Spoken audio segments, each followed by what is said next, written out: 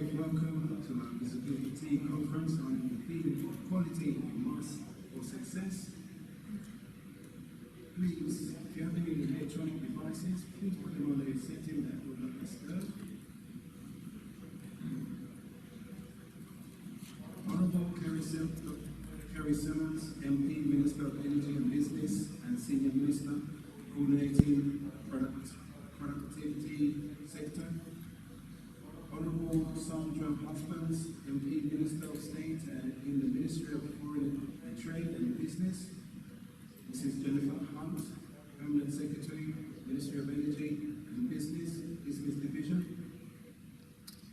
Ms. Deborah Dalrich, Deputy Permanent Secretary, Ministry of Energy and Business Energy Division. Mr. Ryan Braffett, Chairman of Barbados National Standards Institution. Mr. Hayden Ryan, Acting Director of Barbados National Standards Institution. Mr. Derek Holman, Chief Executive Officer, CARICOM Regional Organisation for Standards and Quality, COSCIP. Board of Directors of BNSI, Management and Staff of BNSI, government officials and representatives from other quality institutions, captains of industry, especially invited guests, members of the media, ladies and gentlemen, we welcome you. I'd now like to invite Mr. Fabian Scott, who will be opening the address, but before we do so, Mr. Fabian Scott is the Chief Technical Officer of Specification Development, Quality Control and Certification at Barbados National Standards Institution. He is a graduate of the University of West Indies, Cave Hill campus, and holds a Bachelor of Science in upper class honours. He also holds a Master in Business Administration from Cave Hill School of Business and Management, the University of West Indies. He holds a diploma in standardization and quality assurance from the Bureau of India Standards, as well as the URI diploma from the Institute of URI and Distilling in Europe, and the association member of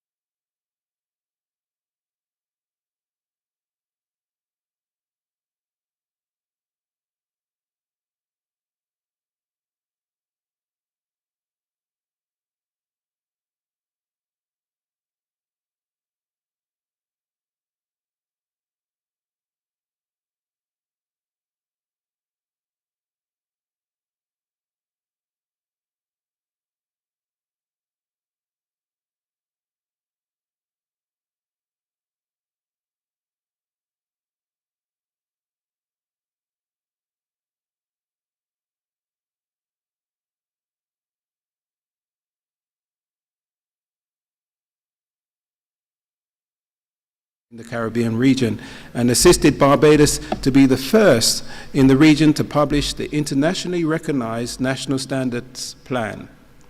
He is one of the head or lead authority in circular economy, CE, matters in Barbados. He was part of the global community who met in Paris, France in 2019 to define, elaborate, and create an internationally agreed framework for circular economy and associated standards in support of clean tech, business, and firms.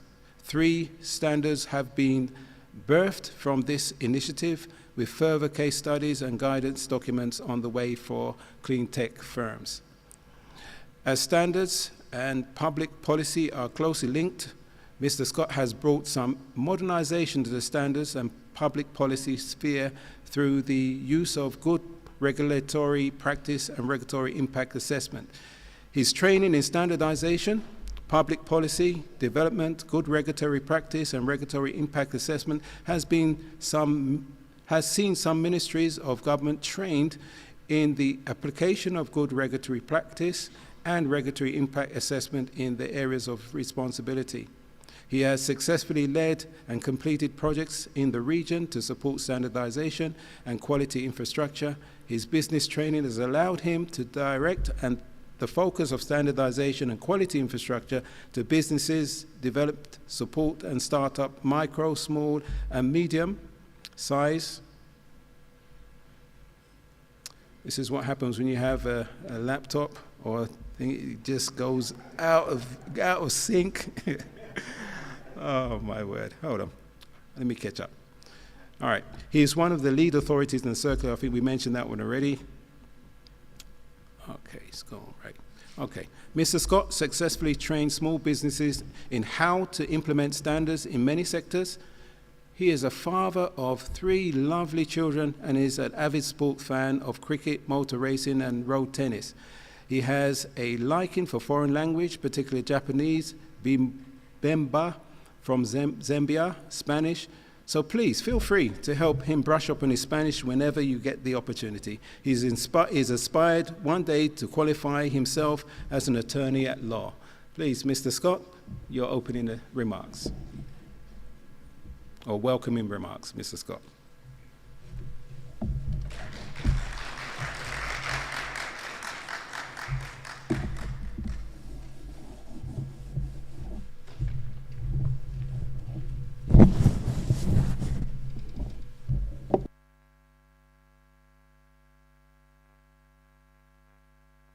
Thank you, Mr. Master of Ceremonies. Honorable Kerry Simmons, MP, Minister of Energy and Business, and Senior Minister coordinating the productive sector. Mrs. Jennifer Hunt, Permanent Secretary, Ministry of Energy and Business, Business Division. Mrs. Deborah Dorridge, Deputy Permanent Secretary, Ministry of Energy and Business, Energy Division.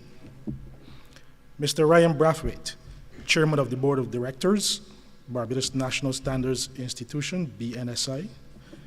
Mr. Hayden Ryan, Acting Director, Barbados National Standards Institution. Mr. Derek Omar, Chief Executive Officer, CARICOM Regional Organization for Standards and Quality, CROSQ. Other board members of the BNSI, management and staff of the BNSI, government officials and representatives from quality infrastructure institutions, captains of industry, specially invited guests, ladies and gentlemen, and members of the media, good morning and welcome to the BNSI's Visibility Conference under the theme, Quality is a Must for Success. I have the distinct pleasure of delivering the welcome and opening remarks. My name is Fabian Scott. I am the Chief Technical Officer, responsible for specification development, quality control, and certification. Today, we are honored this morning to have with us our Minister of Energy and Business Development and Senior Minister, the Honorable Kerry Simmons. Could you please give him a round of applause for being here? Thank you, sir.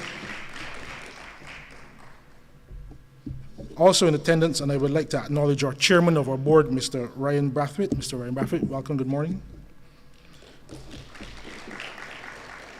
We have our development partner, and in representing the the CARICOM Regional Organization for Standards and Quality, Mr. Derek Omar. Thank you. And all of you who are here with us, and those who are participating or watching via our virtual platform, welcome, as we report on the work of the BNSI for calendar year 2021. Last year was indeed a challenging year, with a tremendous amount of uncertainty and the weight of the COVID-19 pandemic. Nevertheless, I'm sure you will be amazed at the work that we will present and report to you and the impact that BNSI has made in that period. I am mindful that our recent efforts have borne fruit, with several new BNSI members in attendance. So for those of you who have previously been introduced to the institution, please permit me a few moments to do the same for those new members. The Barbados National Standards Institution, BNSI, is the premier scientific organization in Barbados. It was established in 1973 as a public-private partnership between the government of Barbados and the private sector. Many will be surprised to know that the institution is a non-profit, benevolent company established under the Companies Act, Cap 308. Our governance is established and implemented through a board of directors comprising public officers from several ministries and members of the private sector. Operationally, the institution is headed by a director, presently in the person of Mr. Hayden Ryan, with a staff complement of 20 persons. The BNSI's administrative office is situated at the Small Business Center on Fontbelle St. Michael, and our laboratory complex is located in Culloden Road, directly opposite the Frank Walker building, popularly known as the NIS building. To find out more about BNSI, I would invite you to visit our website, which we recently relaunched. You can find us on the World Wide Web at bnsibarbados.org and on our social media pages on Facebook and Instagram. The BNSI is the lead authority in the national quality infrastructure. We are committed to establishing and bringing about a change in culture in Barbados to a quality culture. Our mission is to facilitate, through standardization and its related activities, a well-developed national quality infrastructure and promote the international competitiveness of Barbadian stakeholders in all sectors of the economy. We accomplish this through 5 pillars, and I would like to expound a little bit on those pillars very briefly. 1, standardization, which is the development of a benchmark or a specification, which is really a minimum requirement to achieve a solution to a common and repeated problem. 2, testing, inspection, and certification. Collectively, these terms we call conformity assessment. 3, metrology, the science of measurement. We use metrology to facilitate consumer protection and fair trade. So, for example, as we export brown sugar from Barbados to the European Union, on that boat or barge or several barges, you have, let's say, 19,000 tons of sugar. When it gets to the European port and they weight, it should be 19,000 tons, not 18,999 or 1 kilogram less. As you would understand or expect, these things can cause a trade dispute. More pressingly on the minds of Barbadians at this time, obviously, is the volume of fuel delivered at the gasoline stations, and here metrology plays a role. Fourthly, accreditation services, confirmation that organizations involved in testing and certification are competent to deliver the services accurately and repeatedly, so that your medical results, if you were to go to a medical institution or hospital in Florida, those accredited labs here in Barbados, once your results get to Florida, they're not going to test them because the clinical lab would have been accredited. The slogan, tested once, accepted everywhere, is indeed in action. And 5th, the promotion of quality. And as you all know, if you do excellent work and no one knows or hears about it, the uninformed perspective is that you've done nothing or you haven't done much. So during today's conference, you'll receive and see reports on standardization activities, our laboratory modernization project, how clients will benefit from our approved laboratory facility and the services offered, training activities that we recently completed, and we have testimonials from eager participants of the recent ISO 9001 training, Get Certified, Get Recognized, Get Global Business, our director's report, and a future outlook in the form of next steps for the BNSI. So our visibility conference today is intended to highlight that quality is a must for success. So please accept my warmest greetings for the remainder of this visibility conference. I trust you will enjoy what is about to come. Thank you for your presence, time, and attention. Ladies and gentlemen, good morning.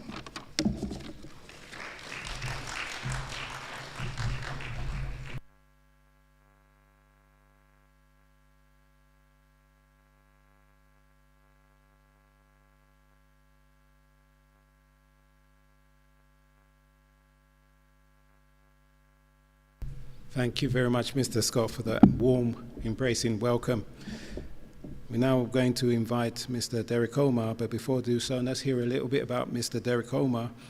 Derek Omar is the Chief Executive Officer, CEO of CARICOM Regional Organization for Standards and Quality, affectionately known as CROSQ, headquarters in Barbados.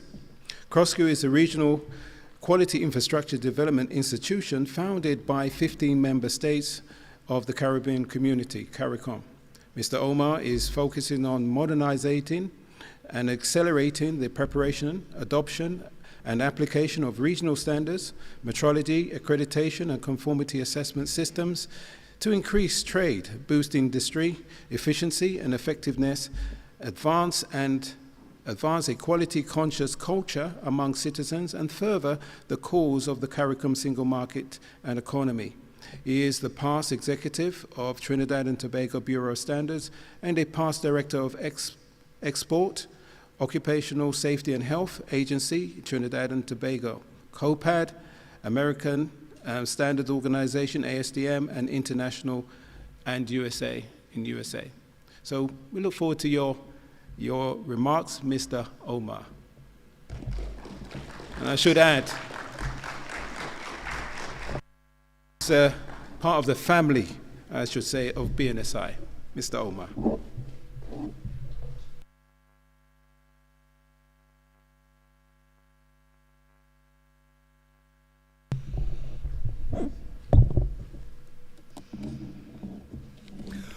Honorable Kerry Simmons, Member of Parliament, Minister of Energy and Business and Senior Minister coordinating the productive sector, Honorable Sandra Husbands, MP, Minister of State in the Ministry of Foreign Trade and Businesses, Permanent Secretaries, Chairman of the Board of BNSI, CEO of the Board of, CEO of BNSI, other distinguished colleagues, all protocols being observed. It's a great pleasure for us at the CARICOM Regional Organization of Standards and Quality to be present here today, and we would like to thank the Barbados National Standards Institution for inviting us to be part of this most auspicious event. It is great when a national institution can stand accountable in a very public way to the citizens who support it. CROSCU has a very close working relationship with the Barbados National Standards Institute, not only as an active partner in the harmonization of regional standards, but also in coordinating standards and quality-related projects and events for Barbados and the CARICOM region. I'm very much looking forward to being updated on the progress of some of the advanced work to come by the Barbados National Standards Institute. A critical focus of the CROSCU mandate is to facilitate the development of regional standards and support the sustainable production and trade of goods and services in the CARICOM single market and economy. The national quality policy of Barbados is expected to facilitate Barbados's access, or rather increased access, to the global markets and enhance the competitiveness of its goods and services.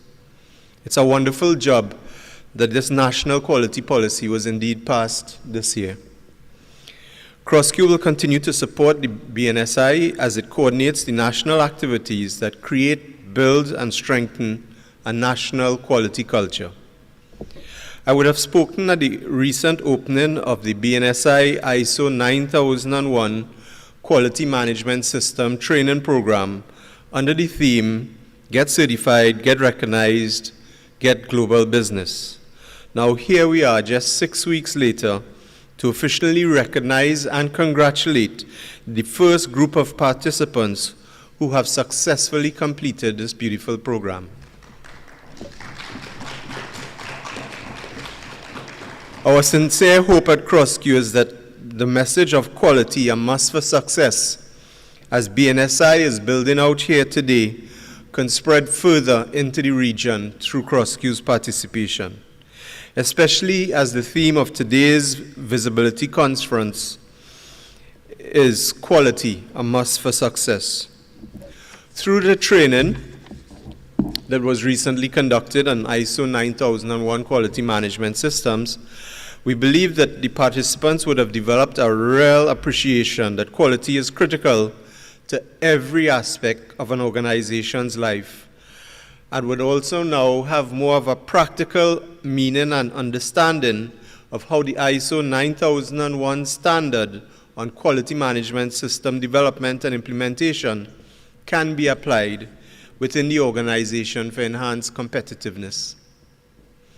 It is through the enthusiasm and the endorsement of these participants that we can spread the message of the benefits of standards-based approach to quality, business, management systems, and quality culture development. These participants are the industry leaders of today by promoting efficiency and competitive production of goods and services through the proven process of standardization and the verification of quality using tangible and objective results. CROSCU would like again to congratulate the BNSI for this ISO 9001 self-developed training initiative, and we hope to share the success of this program into the region.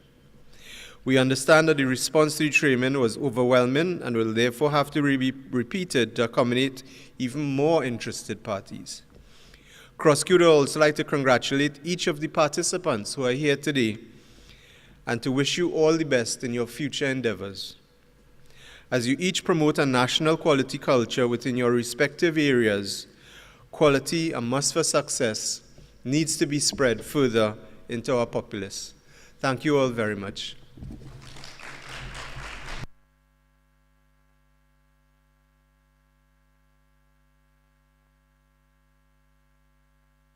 Thank you so much, Omar, for those timely expressions. And certainly we want to continue to move on with the ISO 9001 training. We're looking forward to our chairman now, Mr. Ryan Braffett. Ryan Braffett is the young business executive with a background in residential commercial construction, e-business, and Gaspiel engineering and law. At the age of 30, Ryan was appointed as chairman of the board of directors of BNSI institution and is the youngest person to have held such an important post. As Ryan, we look forward to your report.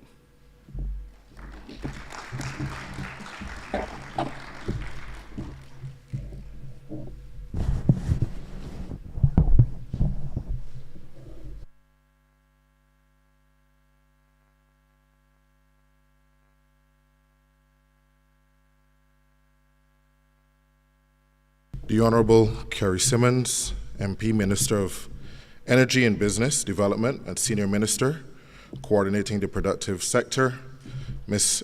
Jennifer Hunt, Permanent Secretary, Ministry of Energy, Business Division, Mr. Hayden Ryan, Acting Director, Barbados National Standards Institution, Mr. Derek Omar, Chief Executive Officer of CrossQ, and all other protocol having been established. A blessed good morning to everyone. Since its establishment in 1973, as a joint venture between the Government of Barbados and the private sector, the Barbados National Standards Institution has coordinated the standardization and standards-related activities necessary to support the policies of government in light of the increasing exchange of goods and services. The establishment of the BNSI Board of Directors in 2019 and the formalization of the Technical Management Committee of the Board in 2020 have repositioned the institution and resulted in the development of a BNSI Strategic Plan 2021 to 2025, focusing on strategic solutions to the economic problems of Barbados. The plan takes into consideration that the solutions lay in part in enhancing the industrial and export activity of the country. As the national standards body of Barbados, the role and purpose of the institution, therefore, had to be strengthened. And this had to be done in order to drive BNSI to embrace its role as the agency having the lead responsibility to promoting standardization, producing technical standards on a wide range of products and services, as well as providing certification and standards-related services to businesses, organizations, and to the public. Prior to the establishment of the board, a study was conducted on how to strengthen the institutional management capacity of the BNSI. As a result of that study, it was recognized that the governance of the institution was inadequate and did not support the objectives of strengthening the management of the institution, nor the modernization of the Barbados National Standards System. It was determined, therefore, that the BNSI needed to be restructured in order to have the appropriate governance arrangements and effective operational systems so to achieve its strategic objectives. I am pleased to indicate that many of the issues plaguing the BNSI prior to 2020, including inadequate operating systems, obsolete laboratory infrastructure, unsatisfactory building and working conditions due to neglect over the years, as well as significant financial liabilities that hinder the operation of the institution, have been rectified.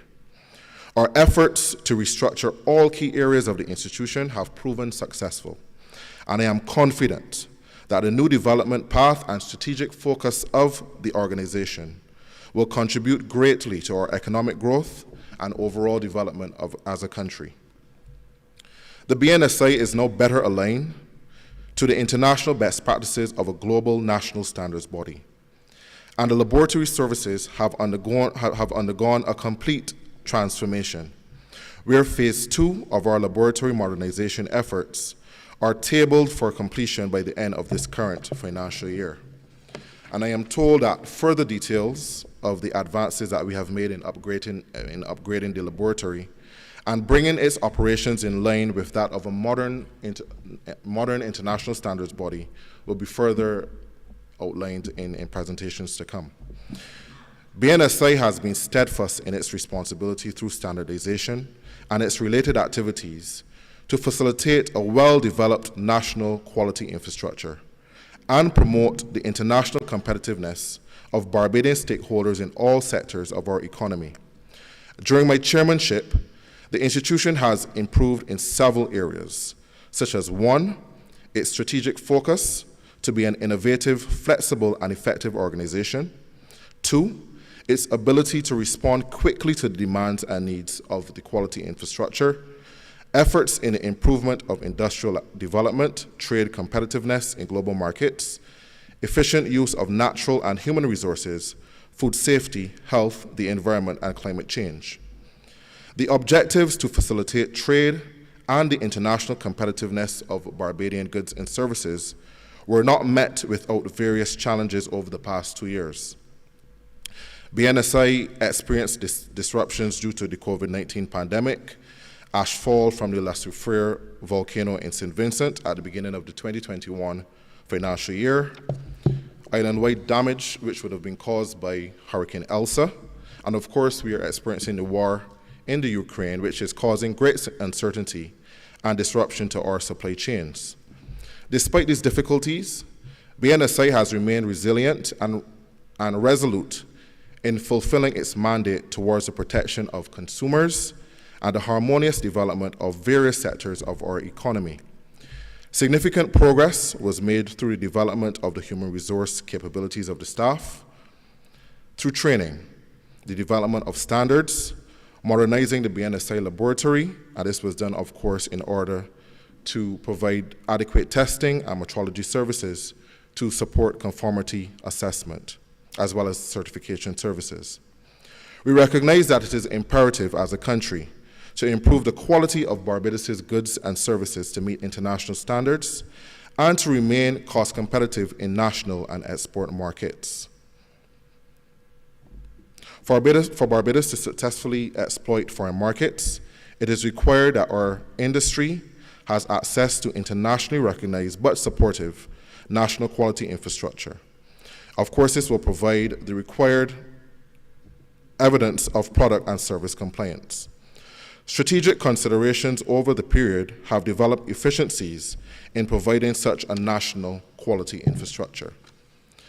The Board of Directors commends Director Ryan and his team, and I wish to congratulate publicly the staff of the Barbados National Standards Institution, its members, and the key stakeholders and partners of the BNSI for supporting us over the last 2 years. I thank you.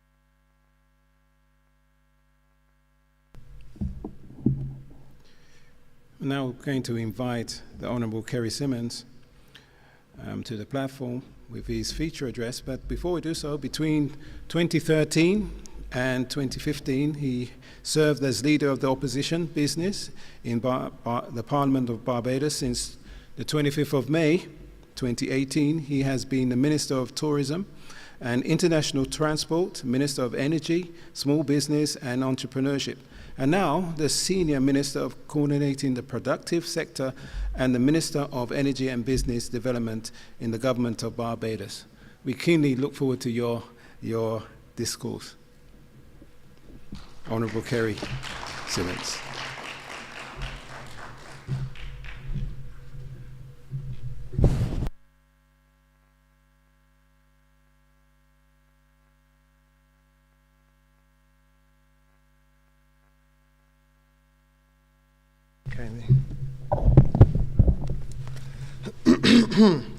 Good morning, everybody. I think the protocol has been almost exhaustively established. I want to recognize the presence of my permanent secretary, especially because, permanent secretary, this is a point at which we now begin the crossing of the Rubicon. There will be, as we go forward in Barbados, I think a fundamental difference in the way in which this country does its business domestically, and more importantly, and happily perhaps, with the rest of the world.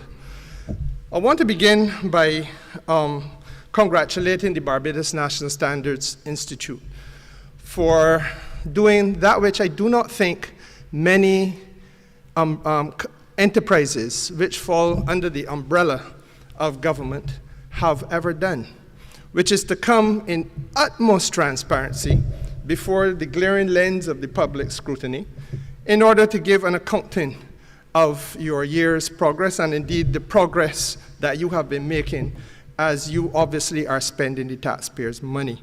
And much is often said about transparency and accountability. I feel that from this place you are doing that which is an example to the rest of the country, and I want to extend at the beginning my warmest and heartiest congratulations. I also want to congratulate you all on bringing this issue, a burning issue of quality, into focus. Now, I think a lot has been said during the course of the speeches, but I don't know for sure that we have demystified what we're talking about when we speak about quality, a quality policy and quality infrastructure and a quality culture. These things sound good, but I think we have to break it down so that the average Barbadian man and woman looking at their newspaper tomorrow, or hopefully listening to their news this evening, will understand that which we are doing. And I have said already to the people who represent the government information services that I place myself at their disposal because we must now make our folks conversant about the things that we are doing to bring dynamism to the Barbados economy and the Barbados business culture. And I think that those of you from the media must be partners with us in this journey. The sense of satisfaction I feel this morning is really overwhelming because Barbados's exports and goods of services is what this is about. And let me make it easier for you. Are any of you here, hold up your hand, aware that Barbados sells its goods and services to the wider world? Nobody is. Oh, right, fair enough. Some hands didn't go up at all. And I'm hoping that that does not really mean you didn't know. And we do so within CARICOM, and we have something of a comparative or competitive advantage within CARICOM because 53% of that which we produce and sell, we sell to CARICOM. And that gives us a bit of an advantage over many of the member states of CARICOM. But what I don't think that we understand is that better must come, and that this is a journey that has been taking a long time to come to maturity. I stand before you today on the 27th of July, one day after we celebrated or commemorated, hopefully everybody did some reflection, a day of national significance yesterday. And that day of national significance usually forces people to reflect a little bit on industrial relations climate of 1937. Why is it relevant to what I'm saying today? The BNSI is working with businesses in Barbados to improve their management skills, management quality, their relationship with staff, the way in which that business's management and staff allow the business to become more competitive. It is as critical today as it was back in 1937. And again, Hayden and Ryan, I salute you on that. But it also gives us of necessity a need to reflect a little bit on some of the challenges that are facing this country and how it is the duty of the BNSI, and quite frankly, the BNSI almost alone, to help pilot us to where we want to be. The domestic challenge I just spoke about is one of the local industrial sector, a local industrial sector in which we still have people in management who feel that there is a right to prevent ordinary Barbadians from having access to trade union representation, who would want to have contracts that seek to deny access to Social Security and the national insurance. These are things that happen in Barbados every day. And it is through the engagement with management that we come to get a hopefully more enlightened understanding of how the business community should function, how business enterprises must be run, and hopefully, therefore, a more productive and happy workplace. But then there are the international challenges, the global challenges. Those are perhaps the most difficult ones for us to fix. Not just talking about the pandemic and its impact on Barbados, but I'm talking also about the direct economic challenges. I must tell you as Minister of Energy that in the first 4 months of last year, this country spent $162 million on importing petroleum product into this country. In the first 4 months of last year. This year, in the first 4 months, we spent $455 million in importing petroleum product, as opposed to $162 million over the same period of time last year. That statistic alone tells you the nature of the uphill battle this little island is in order to maintain the quality of life, the standard of living, all the things that we have become accustomed to, all of which are fueled by the fuel that we import, the petroleum product that we import. And the cost of it has escalated alarmingly, and unfortunately is likely and is projected to continue to escalate.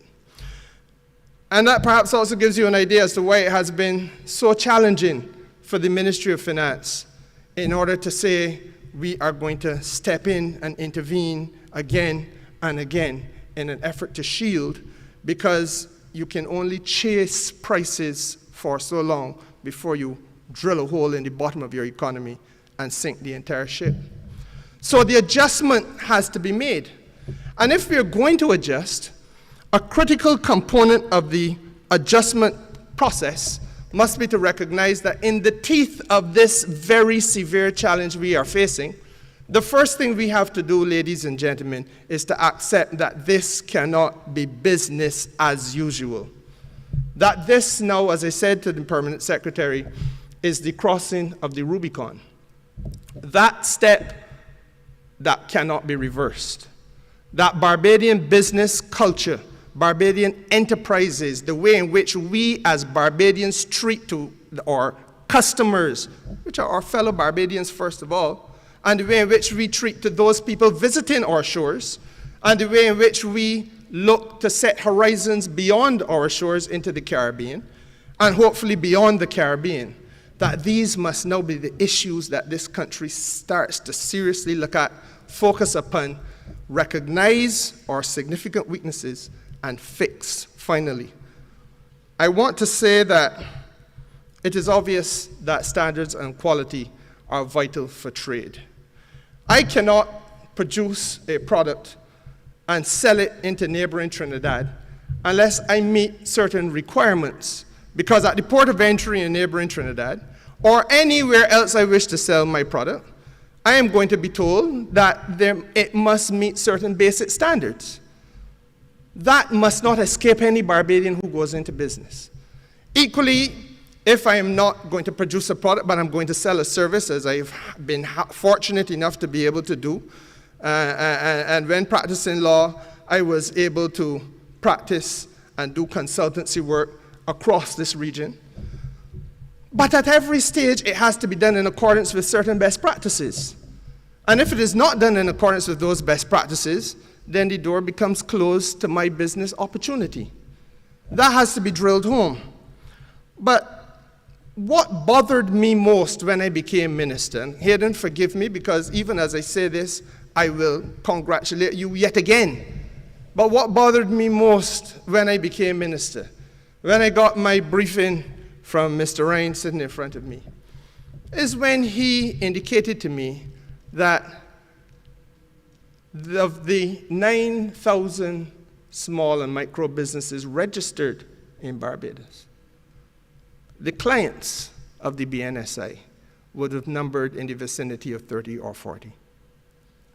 It hit me like a lightning bolt, because it told me that there was a glaring and severe disconnect between the business enterprises in this country and the standards that we want businesses to operate at if they are to grow and go beyond the narrow borders of 166 square miles into the wider world, CARICOM and beyond.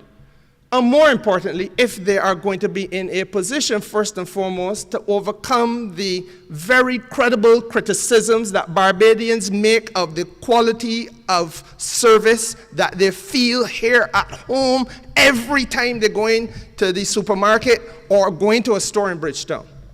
And we all know it because we all live here, and we've all experienced it. But it can't be a veranda conversation where we sit down on a Saturday and talk about the experience we had on Friday afternoon when we went in town.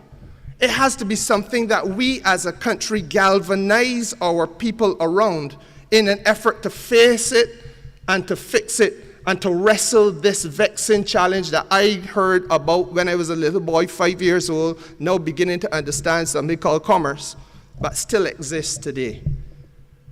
It isn't good enough, and we've got to realize that. Now, the numbers that are connected to the BNSI have trebled and quadrupled and grown. And I doff my cap and salute the effort that they have made. But this is just the beginning of the journey. The training of staff and management is about product development. It is about putting us in a position where we can put a stamp of approval on every business in Barbados that says this is approved by the Barbados national standards as being at a certain level. And that, my friends, is really the marketing tool that we want. It is a marketing tool that every business should be able to have. And frankly, I feel now that those who have it are now the people who have first mover advantage. I am approved by the BNSI is something that a person should be able to say and give you, the consumer, and you, the consumer, the confidence that if I go there, I am going to be met with a set of people or a business effort that is at a certain quality and at a certain level. But that is to reflect only on those things that are happening here in Barbados. This has to be about our ability to earn foreign exchange. And therefore, we've got to reflect a little bit about what is happening outside of Barbados as well. The challenge that we all will face as a country is that we have to move services and goods from this island into the wider world. And the wider world, though they will enter into agreements to trade with us, and happily do so, will set up protective barriers. Some of those barriers are called non-tariff trade barriers. In a tax, it is just that I am going to be looking for a way above and beyond a tax to make sure that I can protect my domestic people against those products that are coming in to compete with it. Perfectly legitimate. One of those ways in which it is done is by standards. And when I speak about the quality of that which we are doing, and I say we have to demystify it, we have to understand or get our people to understand now that the quality of the service you provide or the quality of the goods that you are producing is what is part of the solution to Barbados's economic problems. The solution lies in greater industrial and in greater export activity. And that industrial and export activity is intrinsically linked to the quality of the goods and the services that you produce. The conversation, therefore, has to be about a national quality culture, that everybody is involved. All services are impacted. I see here a gentleman representing the Barbados Fire Service.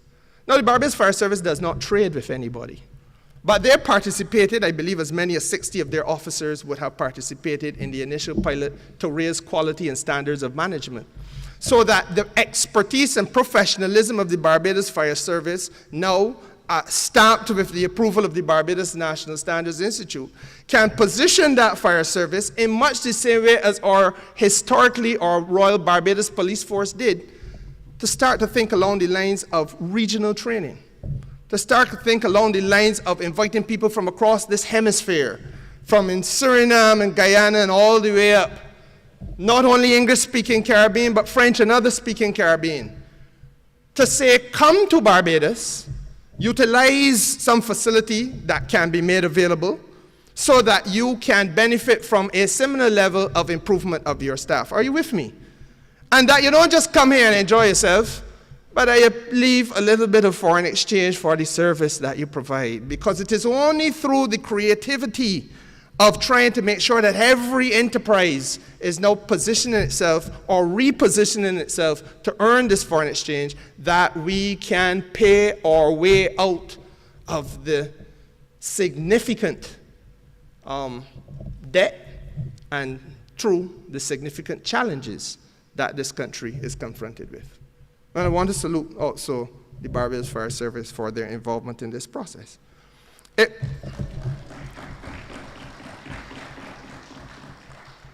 It would be remiss of me to leave this place without also asking you to lift your gaze to the other vexing issue of our competitiveness. And you know, nobody likes to talk about these things. And perhaps after 20-odd years, I have now come to the point in public life where I can say the things that I would have shuddered to say 15 years ago. I don't begrudge anybody the little bit of time. Personal time is something that we all need.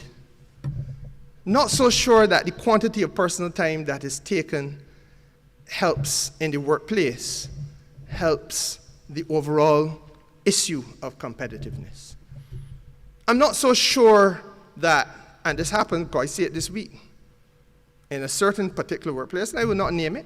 I went in there and the folks were playing a game of cards.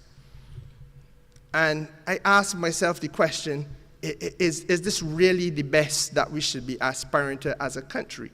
Because unless we are all on every day of the working week looking at how we, me, you, the other person, is able to do the best that we can do, to put in what the old people used to call an honest day's work for an honest day's living, then this country can't get to where it needs to get. I am being brutally frank. To opt out by one or opt out by two is to humble and to frustrate the process of the whole country. It is as real and it is as serious as that. Let me go back to the figures that I started with. Last year, we spent in 4 months $162 million to make sure we had the fuel to run the vehicles in Barbados and keep the light on. This year, in the same 4-month period, we spent $455 million. The money got to come from somewhere. And all of us have a role to play in this business of competitiveness and productivity. But wider than that is how the country then moves from that micro level in the workplace to the macro national productivity, where the whole nation's productivity is measured. And the question then becomes for the economists in CARICOM, how do we stack up Barbados? How does Barbados stack up against the rest of the region? And are we doing as well as we should in order to maintain that competitive edge so that the margin that I told you about, 53% of goods and services we are sending to CARICOM, should that be 63? Could it possibly be a national challenge to get it to 65? And if we could get to 65% of our goods and services being sold into this region, why can't we aim at 70? That is the conversation that needs to be taking place at the national level. But the movement of goods and services require, again, the highest of standards, the highest of quality, and the reliability that comes with that reputation. That if you buy Barbados product, if you buy that bar of soap or the body scrub made by the young lady in St. James, that is among the best bars of soap or body scrub that you can get anywhere in the Caribbean. That's what we need to be having said about our small businesses. That if you go and get that, what used to be called a homemade wine, but the product has now grown to the point where it is found in every supermarket, as some of our micro business wine suppliers are doing. And that the product is not only in every supermarket, but there are a couple who are now selling across the region, and one or two who have gone into Latin America. That we must now have the national impetus behind all of those business ventures that gives them that stamp of approval, first of all, from the BNSI, but actually then allows it to resonate in the hearts and minds of our people and of visitors to the island that this is of the best quality that you can find. So that the competitiveness issue, ladies and gentlemen, is about consistency of quality and your certainty of supply. And again, this is a discussion that I want us to continue to have as we go forward. And we're not going to solve all these problems here this morning, but we have to, as I said, recognize that this is now a irreversible step. That the ability, the skill sets, the outreach into the community has finally been made available, and that the journey now is an ongoing journey of transformation. The internationalizing of our standards is also critically important because we have to harmonize global best practices with what happens in ordinary enterprises in Barbados. I have said to the Chamber of Commerce that I see this as a practice wicket, to use a cricketing analogy, that you want every company in Barbados, every enterprise, howsoever small, a little two-door, 3 people employed kind of place, or 100 people employed, that you want them now to be engaging in like net practice. You want to find out what the international best practices are. You want those international best practices to start to be applied here at home in those enterprises. It will be a hard journey because the standards internationally are high and are getting higher. But nobody in this country will successfully maintain an export platform unless they get comfortable with the international best practices. And that is what we have to get all of our enterprises to understand. Because the only way that they will continue to grow, and the only way that our country will continue to harvest foreign exchange returns, above and beyond just this reliance on a tourism sector that the whole world has now seen can prove to be very brittle and very unreliable, must be that enterprise independent of tourism can stand on its own 2 feet and compete globally with the rest of the world. The testing of goods for quality is another critical issue that the BNSI has been about, and we've heard something about it already today. It is about the certainty of the consumer, and the consumer must have comfort in his or her mind about the quality of that which she is going to buy or he is going to buy.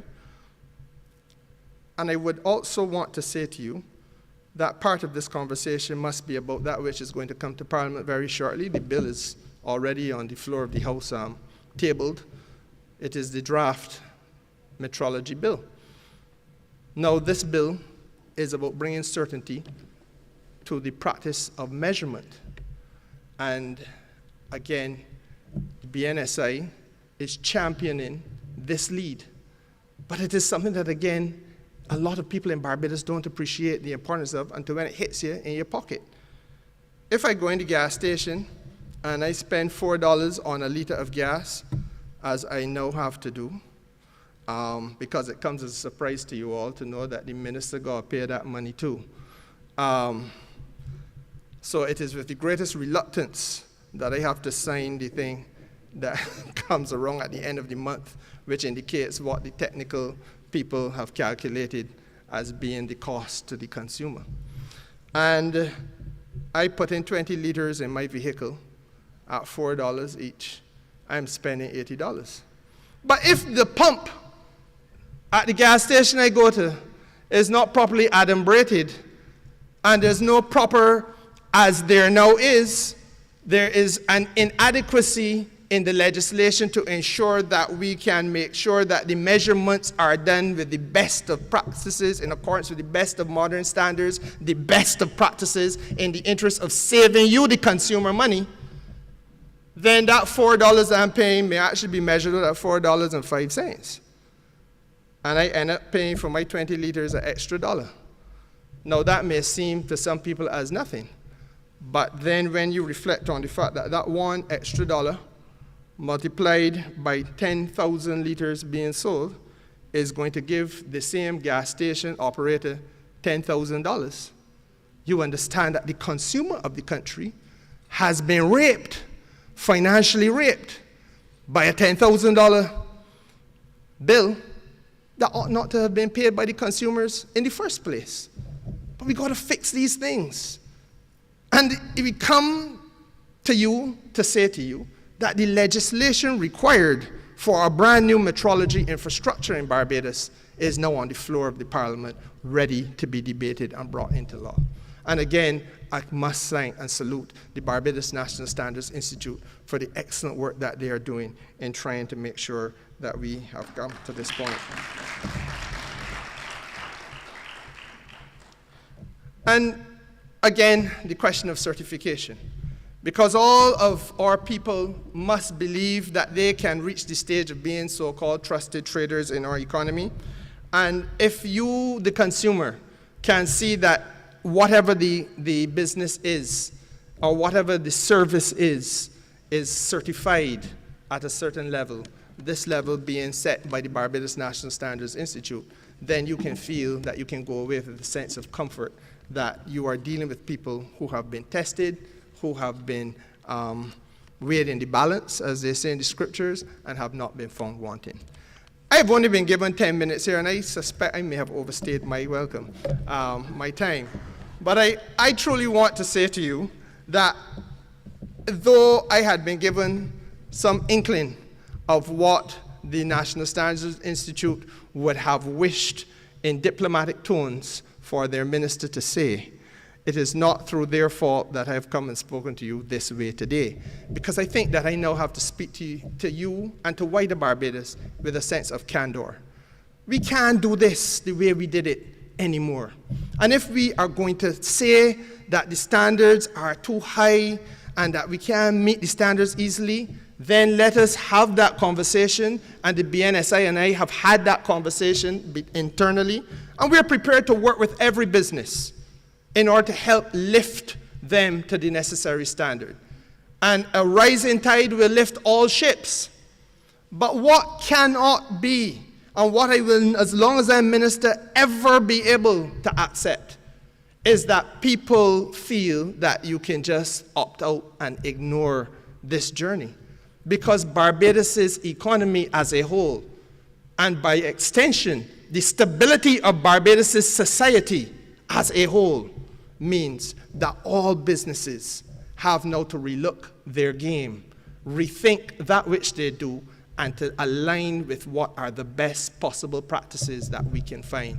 And those best practices are being identified and are being visited upon this country and upon every enterprise. I don't expect an overnight transformation.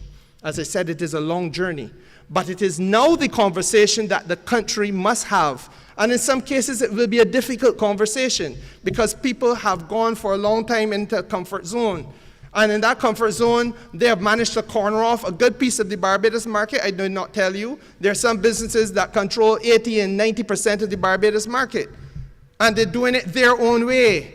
Very often, their own way is not in the best interest of the greater good of the country or the well-being of the consumer. We now have to make sure that there is a breadth of opportunity for all, first thing. Equality of opportunity for all. Second thing, that the standards must be common standards that everybody must be able to reach, that everybody must be educated on what those standards are, so that they cannot be shut out because they do not know or do not have access. And it means that the business development people within the Ministry of Business or Division of Business must be out there as they now are, knocking on doors, interfacing with people, understanding their individual challenges and holding their hand in partnership.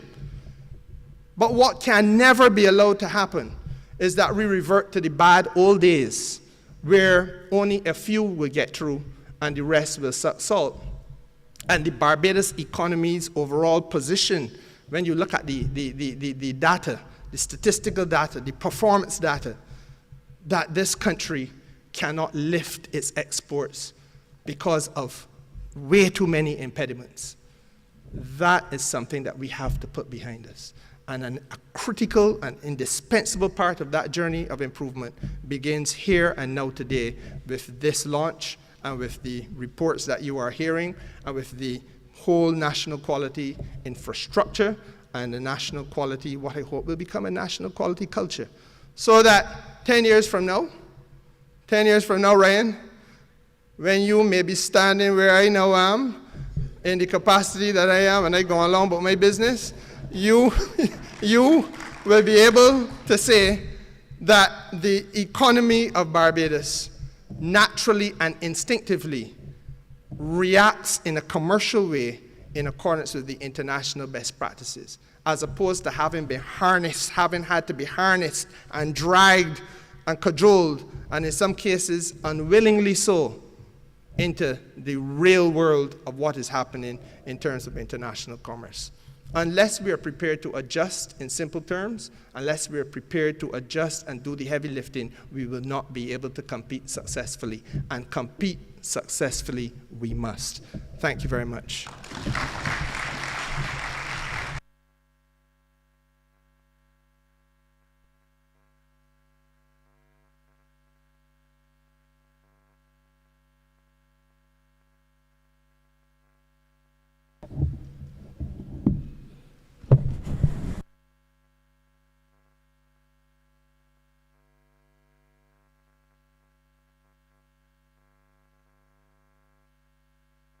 The Honourable Minister said he spent a little bit too much time on the platform, but I think it was time well spent. Thank you so much. You really did help to emphasize that standard plays an integral part in uplifting Barbados with regards to its goods and services, and that we thank you for highlighting BNSI's role in that regard. So we thank you again, Minister, for your feature address. We're now looking forward to the Director's report, Mr. Hayden Ryan. Mr. Hayden Ryan is presently the Acting Director of Barbados National Standards Institution, where he is actively engaged in developing the country's national quality infrastructure, NQI. Mr. Ryan carries 25 years of experience in standardization and the implementation of certification and accreditation programs. We look forward to your report now, Mr. Ryan.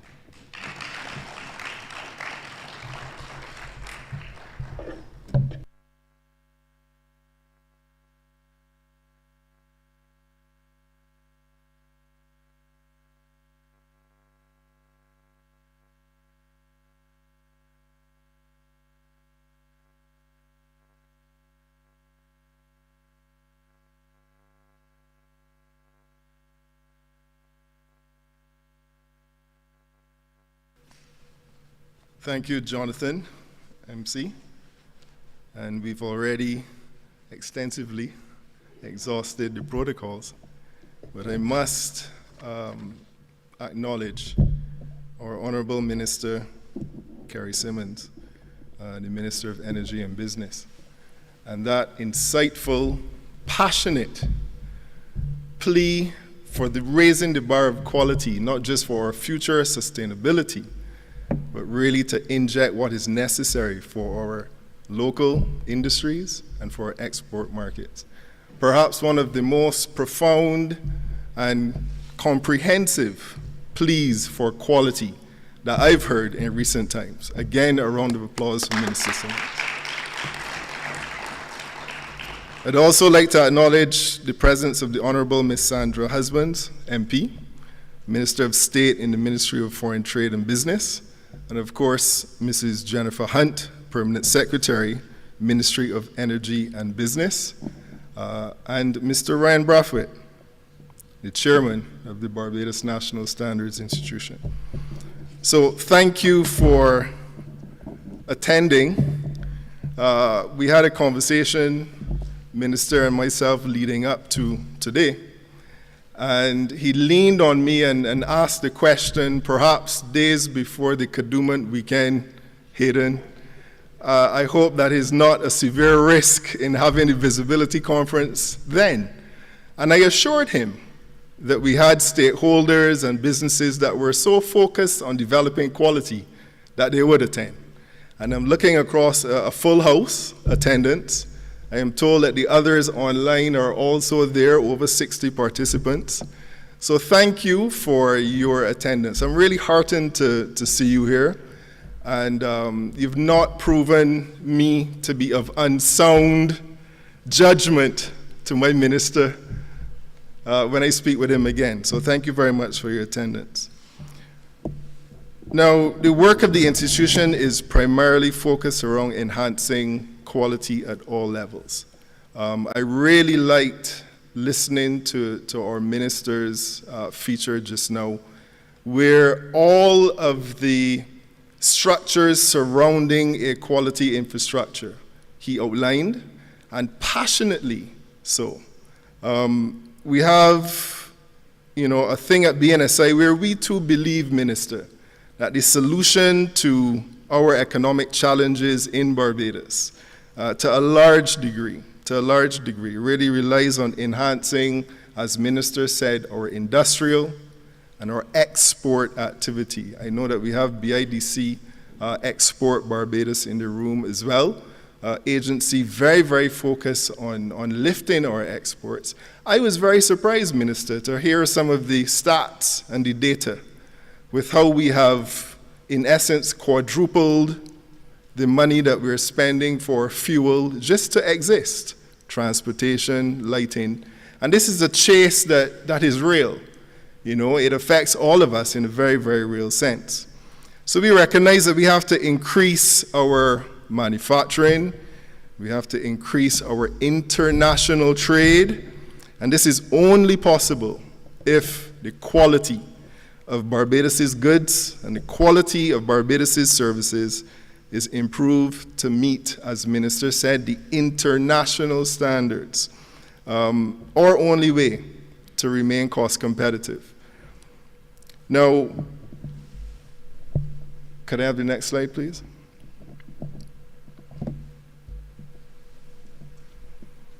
So we were established in '73. Actually, next year, BNSI celebrates 50 years of existence to achieve the quality objectives and to support the country's national quality infrastructure. That will remain our remit going forward.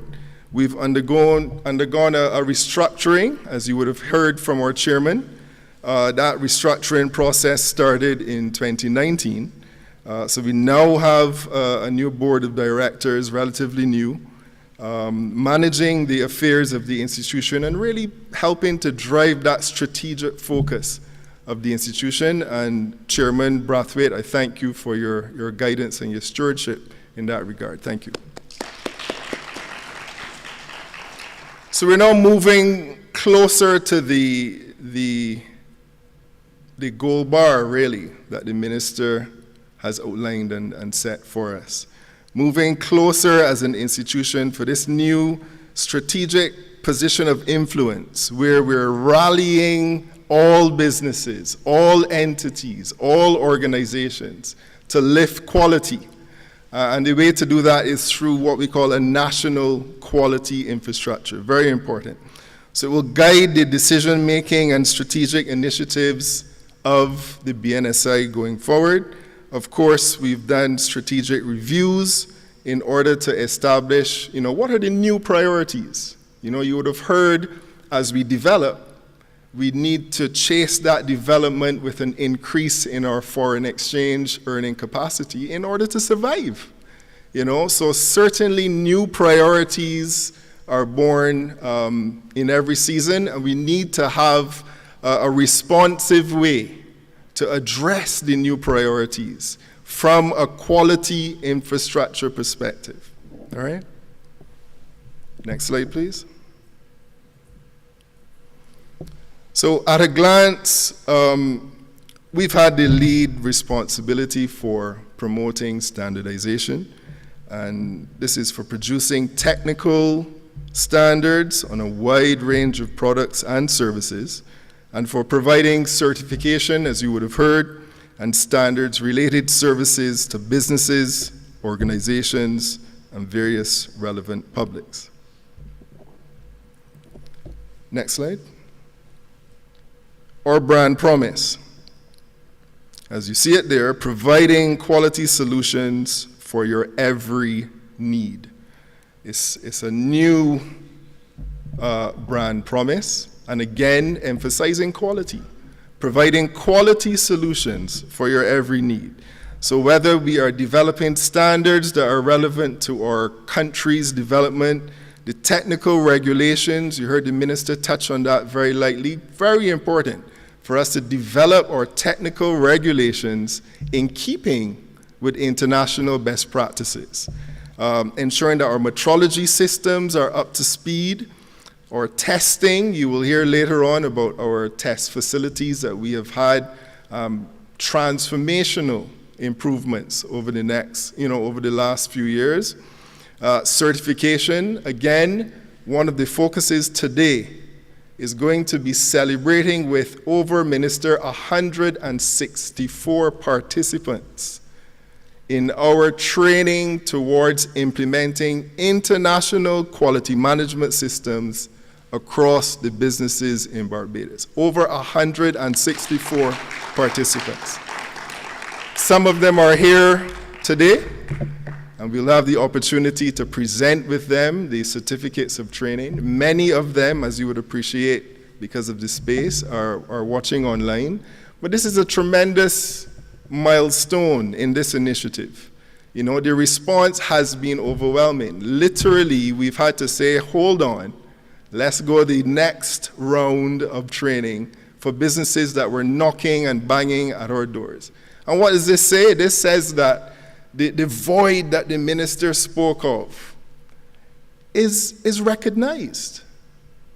Businesses recognize in order for us to get to the next level, we have to be able to operate on a playing field of international standards and international compliance.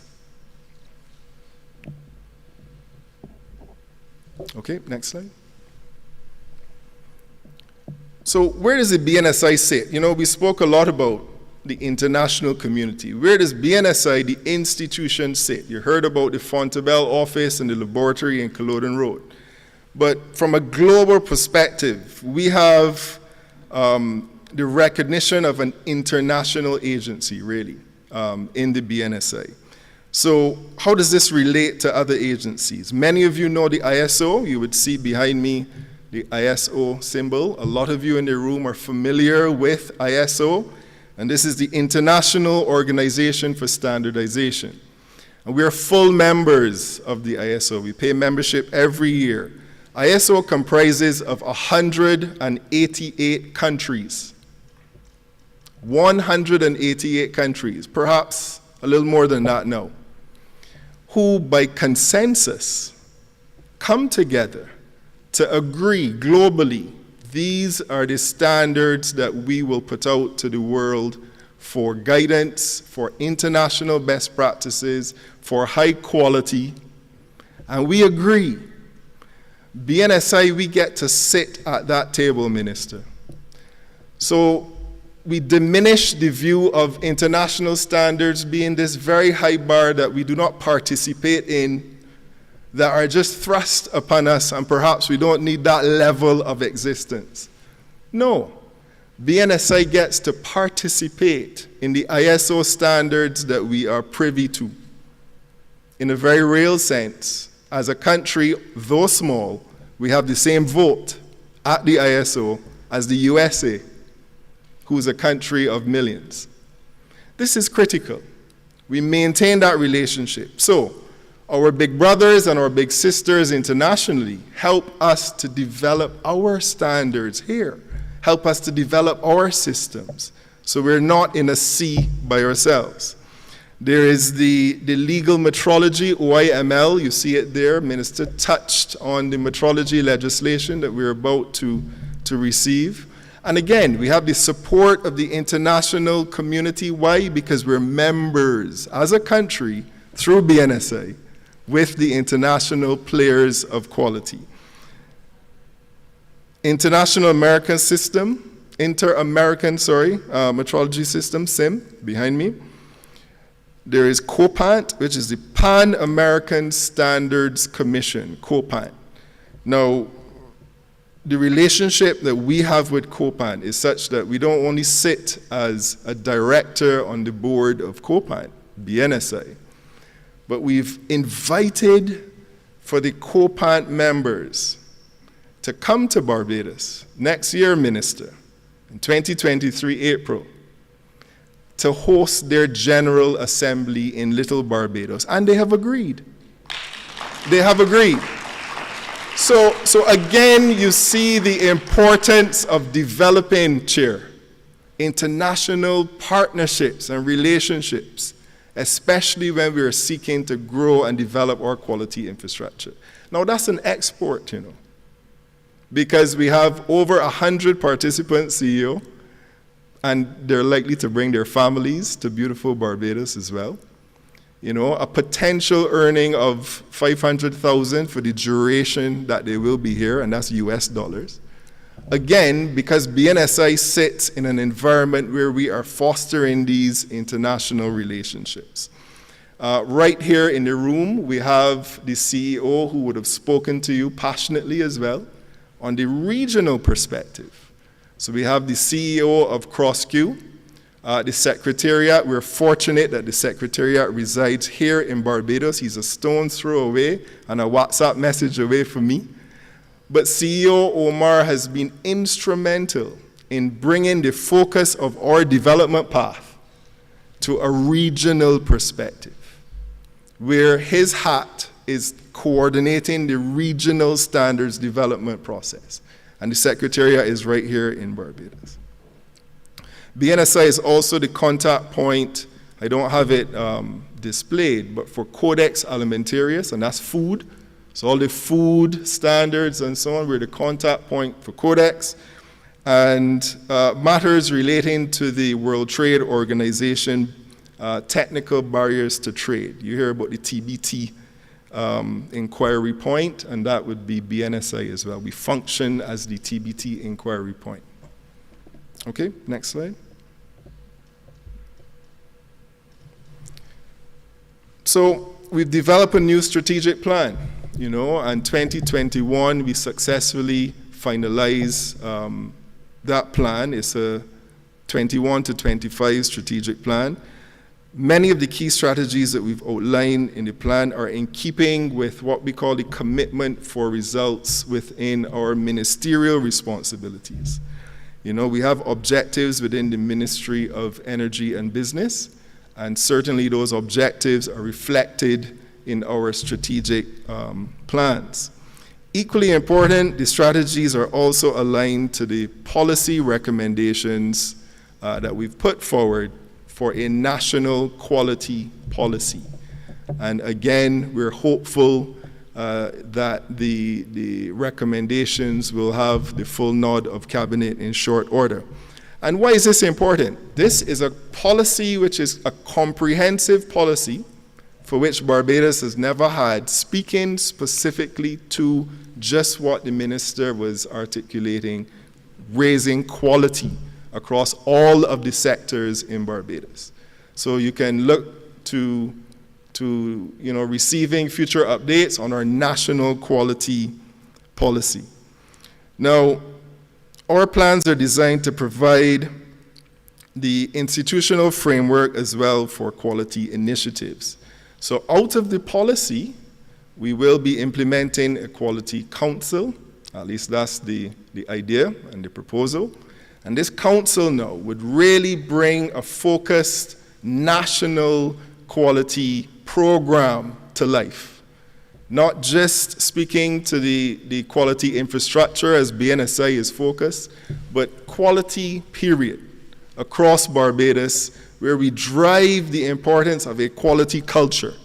We need to lift everyone from consumer to producer to a place where they understand that we are developing a quality culture in Barbados. And the policy at the very highest level starts that drive and that momentum. So we're really looking forward to having a quality policy. Next slide.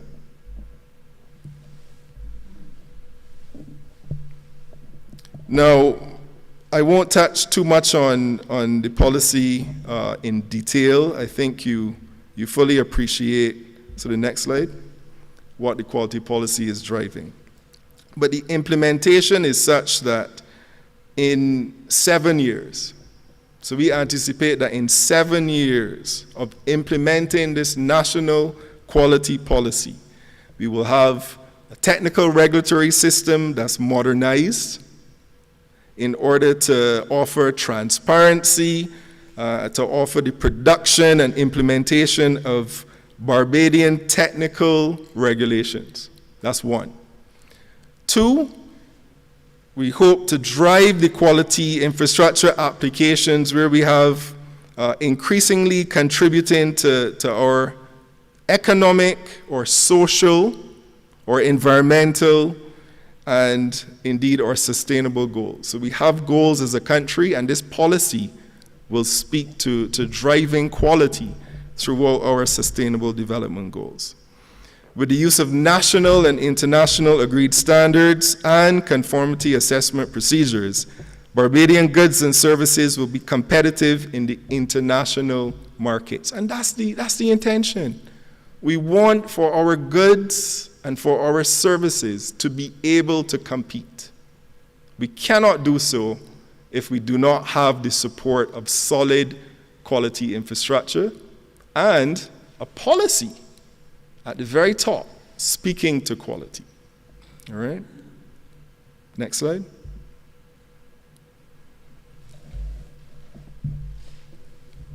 Laboratory services, when it speaks to conformity assessment and testing, is a very critical part of quality in any country. You would have heard the chairman speak about when the board came together, and one of the first major projects for the BNSI and for the board was to get our heads around enabling the resources to really upgrade and indeed modernize our laboratory at Culloden Road. Once more, and the chairman touched on it, we were able to complete phase 1 of that modernization. We are tabling 3 phases. Phase 2 is to be completed this financial year, and then by the following financial year, we would have a total and complete upgrade to international standards for our laboratory systems.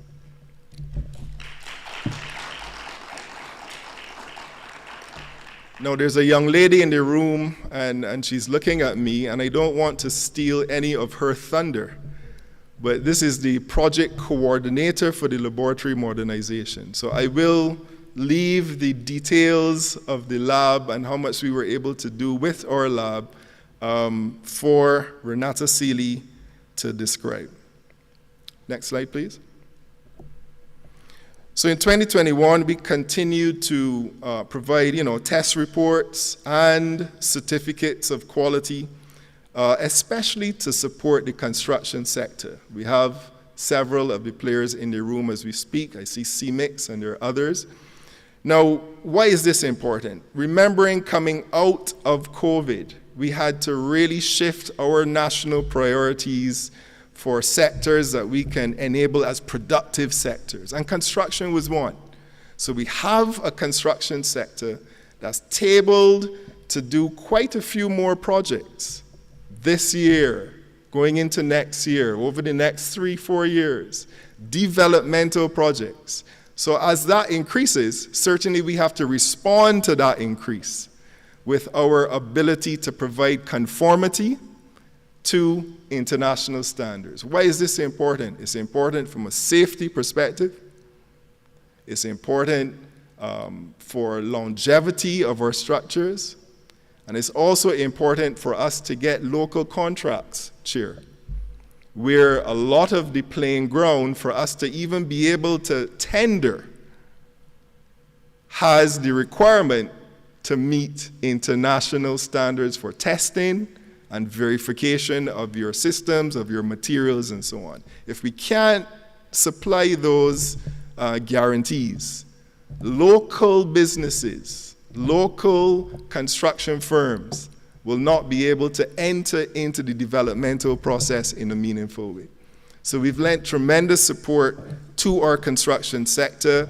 I won't call the names, but I perhaps will mention a few. JADA, there's Birkin Construction, China DOS, GH Construction, Marenco. All of these guys participate daily in the operations of the laboratory, where we completed 3,975 tests in the financial period for 2021.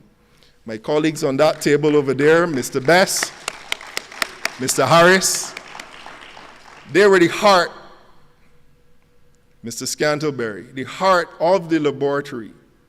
And though slim in resources, though challenged by the COVID setbacks, we're able to complete over just around 4,000 tests in 2021, despite the disruptions. I applaud you, gentlemen.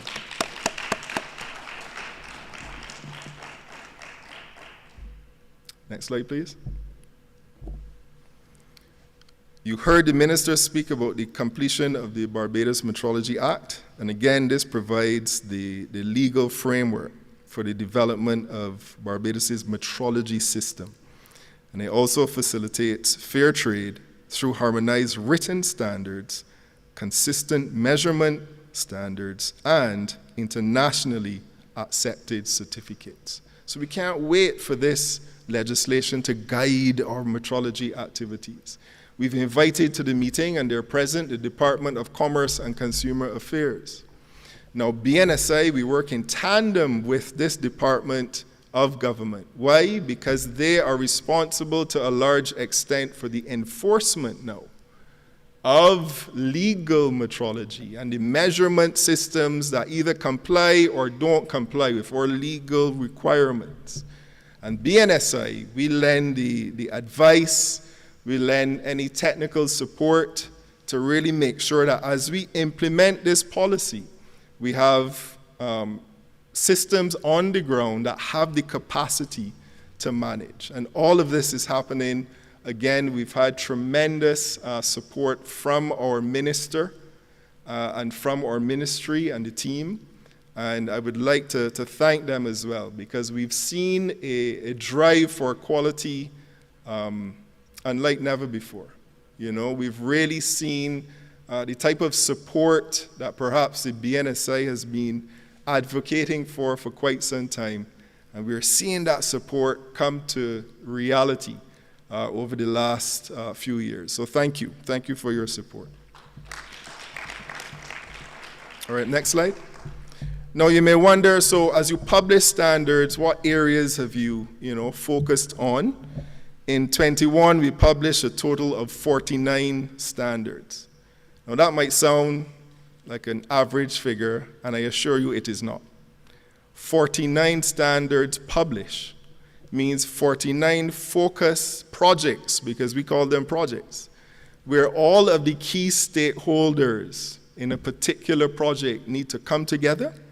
So it's not just the public sector developing standards in a vacuum in a room and issuing it to the private sector. No. It is a process of consensus. So the developmental process involves you, the stakeholders. It is a lengthy process because we need to follow the international rules, follow the international best practices, come to consensus before then we table for the standards to be accepted and gazetted. Prior to our restructuring, we were not able to publish any standards for a period of 7 years. So you understand that your national development that is trying to respond and be flexible when things happen. Again, one of the key institutions to support that development needed to have the ability to do so. And I am so pleased. And Mr. Scott, he championed a lot of that effort within the standards development of Barbados. Thank you, sir. So pleased to be able to say that in that period, Mr. Wayne, 49 standards we were able to gazette and publish. And we've added that then to our catalog, which all of you can find online, showing in Barbados what are the standards available and what standards perhaps would be of interest to you.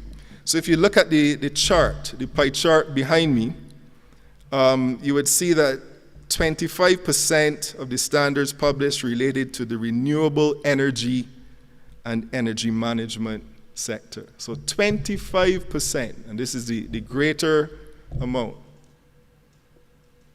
Renewable energy and energy management. And why is this significant? It's significant to a large extent because given the country's goal, as you heard the minister say, to become, it's 100% renewable energy and carbon neutral, is that it?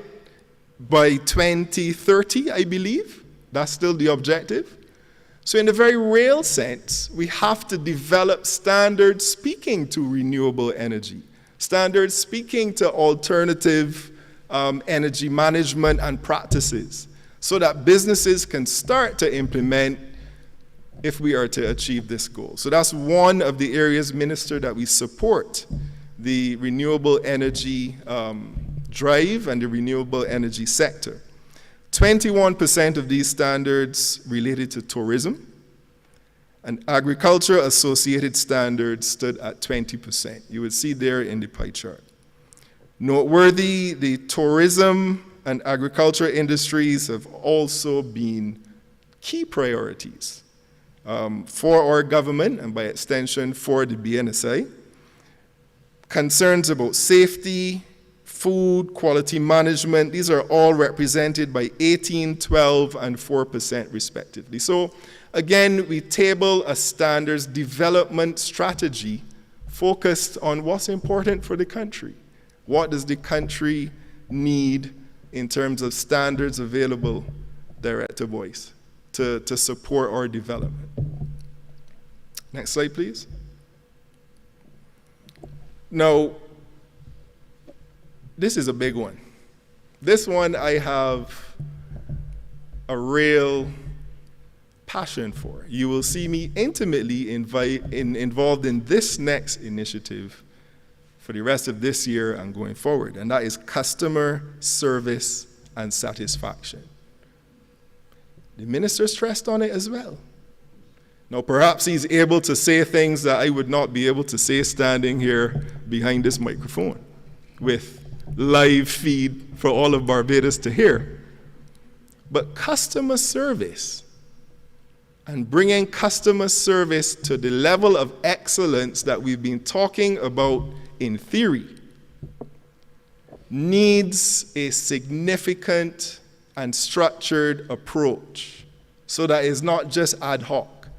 Right now, can I say this? I think I can. Customer service is hit or miss with the businesses in Barbados. It really is. I can give you accounts of good service, yes. Unfortunately, I perhaps can give you many more accounts of service that I could not believe the way that I was being treated just as a customer. Nothing to do with titles or your involvement as a paying customer in Barbados. We need to have an approach, an island approach, to address lifting the customer service in Barbados to a place of excellence. It is as important as any other quality management system that you may want to implement. How do we treat to our customer service? And that's something that we're about to roll out. I do have the opportunity to speak to next steps as well. And I'll give you a little more detail about how we are going to address a comprehensive approach to really lifting the customer service. It involves training. It will involve being certified to a certain level, like the minister said, where on your door or your lobby or in your taxi front, on your web page, on your social media page, IG, you'll be able to say, we are BNSI certified for customer excellence. And that's coming soon. That's coming soon. So within CARICOM, we're also involved with our dear friend again, CEO Omar, with approximately 19 CARICOM standards. And on the international scene, we have 11 standards that are works in progress. You know, so the small team, 20 at the BNSI, we're very, very involved in quite a few areas. And those activities are really starting to bear much fruit. So thank you for the BNSI team. Next slide. Over 2021, we participated in and held several training and awareness sessions, similar to this. Some of them, you know, not as structured and formal, perhaps, but touching sectors like coconut water and coconut products. You would have heard, and you continue to hear on the airways, a lot of discourse about labeling and how we are going to address reducing the non-communicable diseases through our labeling efforts. BNSI has been instrumental with that developmental process with the front of pack nutritional labeling that you're hearing about. There are a lot of results coming out of those efforts, which again, shortly, hopefully this year's CEO, we will be able to advance and reveal. But the passion that we see from the technical end, really, I am heartened to see. You know, where here we have challenges in our society, and BNSI and all of the technical teams are up for the challenge of addressing the challenge in our society when it comes to quality. We had input for the Control of Disposable Plastics Act. You would have known that we shifted from our containers being plastic to disposable. And again, BNSI drove the standards in that process, drove a lot of the communication to get manufacturers and importers and distributors to recognize the shift. Again, standards right there, giving support to national initiatives as they arose. Micro-enterprise training, a lot of small businesses, some as small as one-man businesses, participated in training with the BNSI in 2021. Training for quality, training for labeling. A lot of them need guidance as to how to label their products. And all of that we would have done over the last financial period. Okay, next slide, please. 34 international meetings were held virtually. Again, we participate in the international community in a very real, meaningful way. A lot of our travel was hindered, actually all of it. So we didn't have travel engagements last year that we participated in, but we participated nevertheless, you know, on virtual platforms in 34 meaningful sessions. And then locally, we had Fishbowl Conversation Series. You may have heard some of that on the radio in 2021. We celebrated, of course, with the rest of the global community, World Metrology Day and World Accreditation Day. Next slide. So I will wrap up here just to indicate that we have occupational health and safety discussions really arose out of COVID. And the thought that we needed to have a program where we certify businesses to say that they're safe. So the BNSI in 2021, we came up with safe a safe stamp, a safe business stamp. It's really a safe business verification stamp, where the BNSI officers actually engage with businesses, assess what they were doing according to international occupational health and safety standards and other criteria that we put as an assessment tool. And we're able to issue certificates where quite a few businesses were able to achieve this safe business stamp. And you see what the stamp looks like there. We had Berger Paints. I think when Minister first came on in this capacity, we had Courts, we had JE Security in recent times, Bico Limited. So again, you're seeing how the companies are responding to needs based on standards. And we really welcome that effort. I will pause there and I will continue in the next steps, but there's a critical part of our presentations I'm sure that we would like to proceed to. But thank you for your attention. Thank you for your support as we build quality infrastructure in Barbados. Thank you.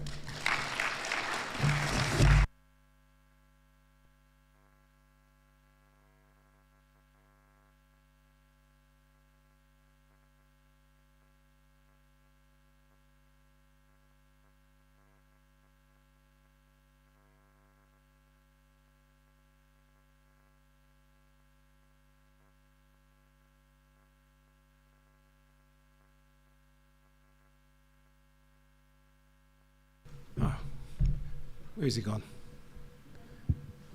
All right. Thank you very much, Hayden, Ryan, for presenting so much information. I'm sure there's so much for us to resonate on. But I'm sure you're all feeling a little bit weak now, a bit hungry, want something to eat. Yeah, I can see. Even though you've got your mask on, I can tell. But we're going to break shortly. But I'm sure if you look on your agenda, you will see what's coming up next. And that will be the presentation of the ISO 9001 quality management systems training certificates. But before we do so, for some who are not aware of the context of this, myself, Hayden Ryan, and Stephen Farquharson really did have some entertainment with this. We really did enjoy training those ones. Now, the training course was designed to assist employers, staff members to be aware of their role concerning 9001 quality management system. The training focused on 7 quality management principles, one of which is customer focus. We sort of touched on that with Hayden when he mentioned about the customer, what they expect, leadership, engagement of people, process approach, improvement, evidence-based decision-making, and the relationship with management. So all of those participants would have engaged in that training. The vision of this course was to assist organizations to be consistently providing products and services to meet customers' requirements and applicable statutory requirements as well, in enhancing customer satisfaction by improving their management system.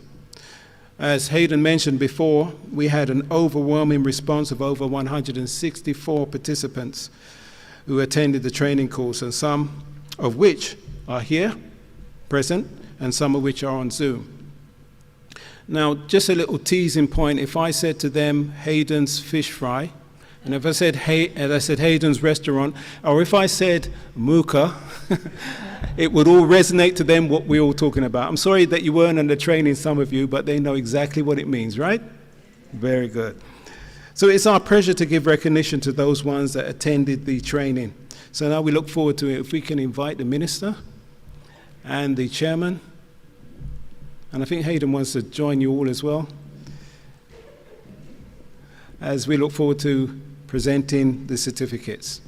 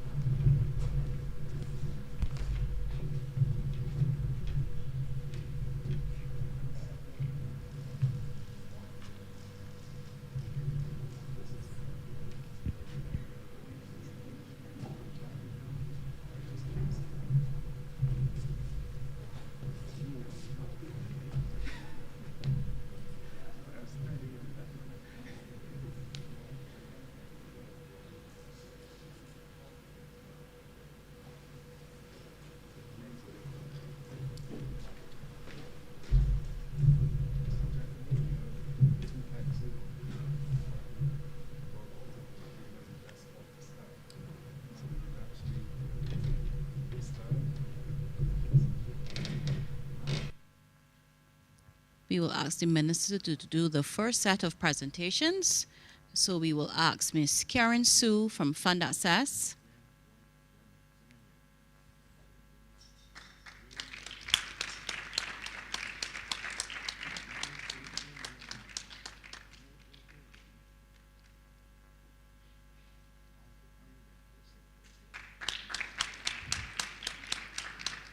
Ms. Olivia Yearwood, Morgan's Fish House. Karen, please remain for a photo op with Minister, Chairman, and Mr. Ryan at the end.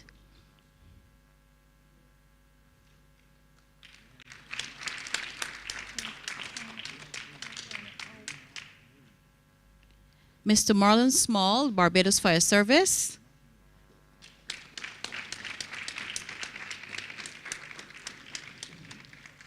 Mr. Edward Pilgrim, Barbados Fire Service.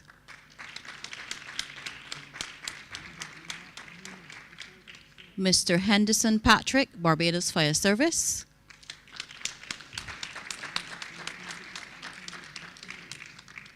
We also now invite Miss Arlette Knight Olton, Barbados Beauty Professionals.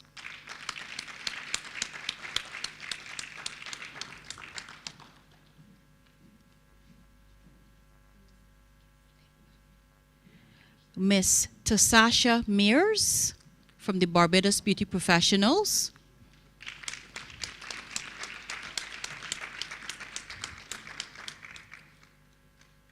Mr. Anderson Cumberbatch, Small Business Development Unit.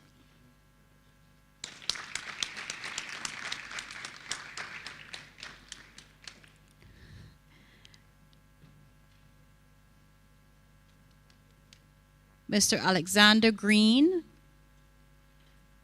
Nature's Silver.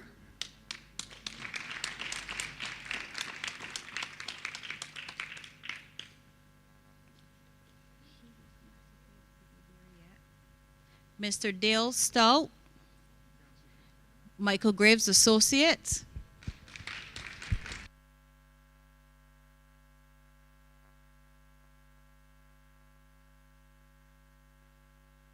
Mr.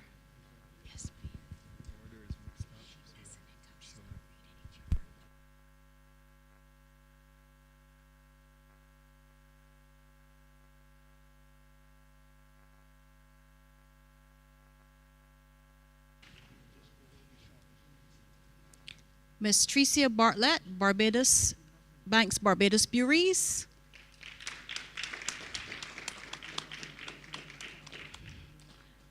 Miss Malicia Simmons, Wabisco.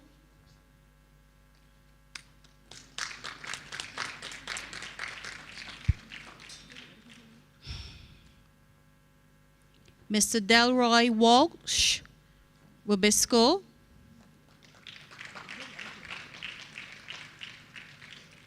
Mr. Shaquille Watkins, Goddard's Enterprise Limited. And we now ask the chairman to present the other certificates.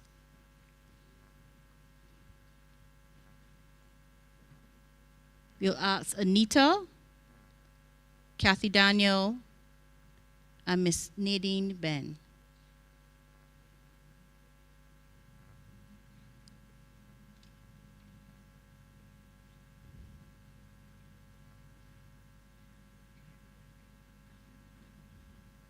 Miss Anita Thomas, G4S.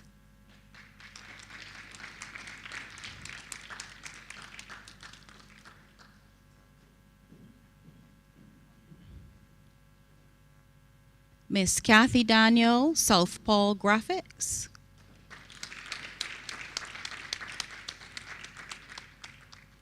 Miss Nadine Ben, FSQ Solutions.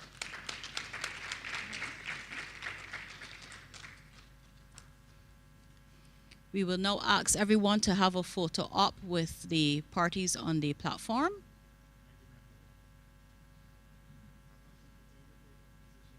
Yes.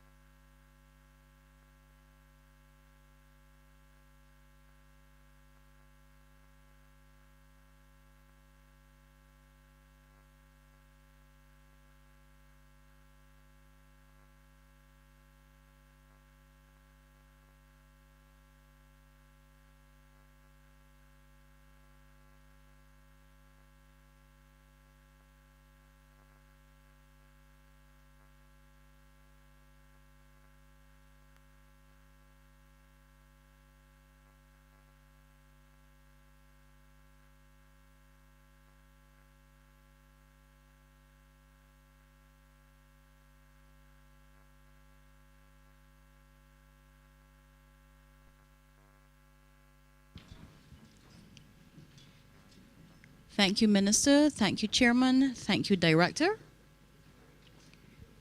We will also want to recognize those participants who successfully completed the training and are viewing virtually.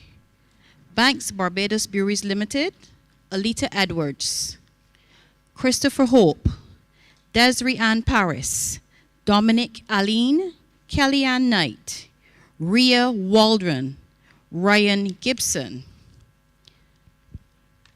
From the Barbados Beauty Professionals, Andrea Franklin, Bonita Boyce, Eden Gibson, Melissa Clemens, Roxanne Gaskin, Therese Ferguson, Tracy Wilkinson Gittins. From the Barbados Fire Service, Adrian Broom, Adrian Collins, Alex Bino, Andrea Williams, Andrew Taylor, Angela Riviera, Anthony Harewood, Carlos Bishop, Charmaine Sandiford, Damian Bain, Davison Dean, Edward Pilgrim, Elridge Straker, Emerson White. Errol Maynard, Fabian Graves, Fernando McAllister, Glyne Aline, Glyne Bourne, Heather Innes. Kevin Sobers, Lonsdale Blake, Natasha Ford, Patricia Hinkson, Patrick Edwards, Pedro Aline, Roger Bourne, Randolph Farnham, Ryan Brathwaite, not our chairman, Ryan Glasgow, Shay Slocum, Simon Bourne, Stevenson Graves, Susan Holder, Terrell Clark, Terry Griffith, Tony Scantlebury, Tracy Goddard, Tremel Perch, and Wayne Vaughn. We think this is deserving of a round of applause for the Barbados Fire Service.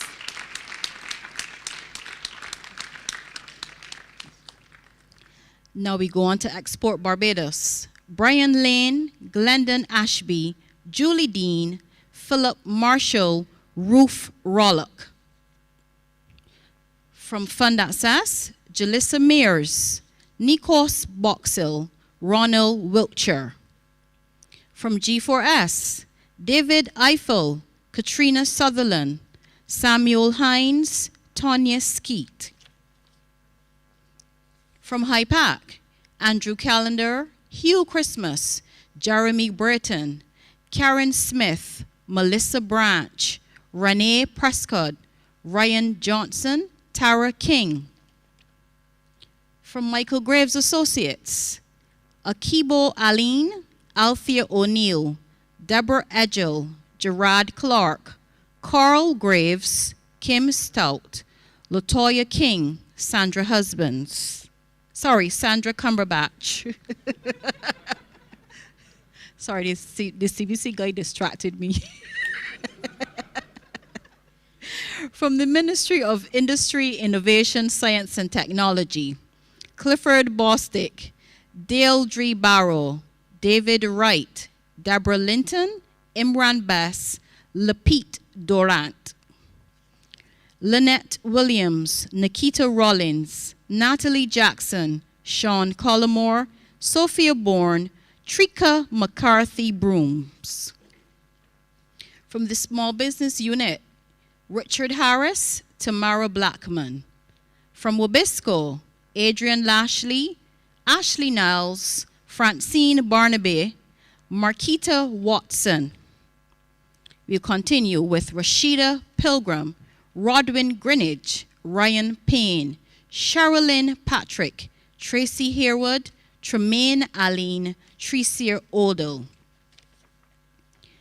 Adam Davis, Jay's Enterprise Limited, Adrian Wiltshire, Access Farm, Aisha Lockhart, Avani Inc., Ashley Roberts, Atlantis Seed Food Inc., Dave Waith, Atlantis Seed Food Inc., Dawn Barrow, Ministry of Foreign Affairs and Foreign Trade, Errol Wallace, Jamaica Investments Inc., Esther Maskell, Great Kids Arate.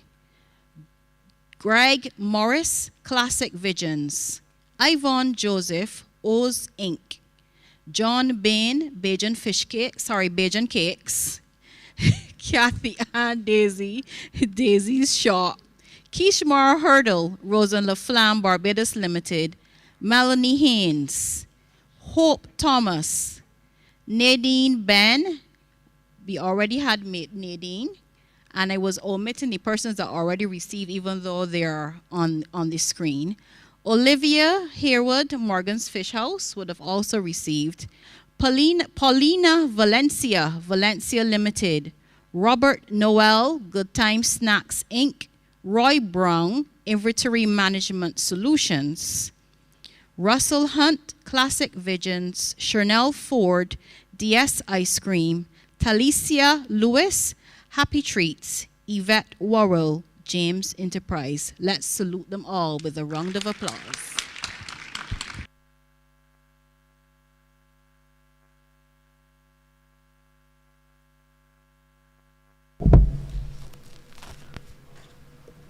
As we reflect on all those participants, we could understand when we see all those different businesses how the standard would have an impact on Barbados. So we really do congratulate those ones again.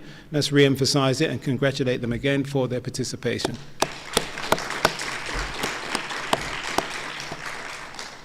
Now, colleagues, the most important thing is not to have something to eat, right? So we can have our 20-minute breaks if you wish, and I'll call you back when we're ready to start. So please have some of the refreshments at the back.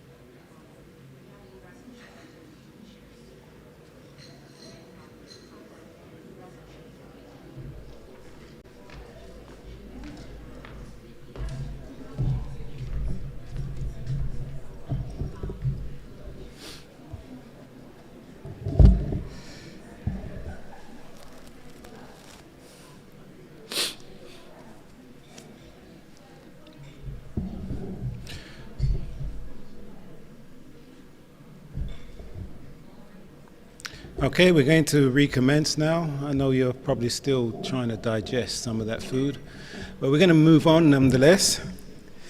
But before we go straight into the standard report from Fabian Scott, we're going to do a little tribute to one of our colleagues, that's Eldine Lord, and our director is going to do that.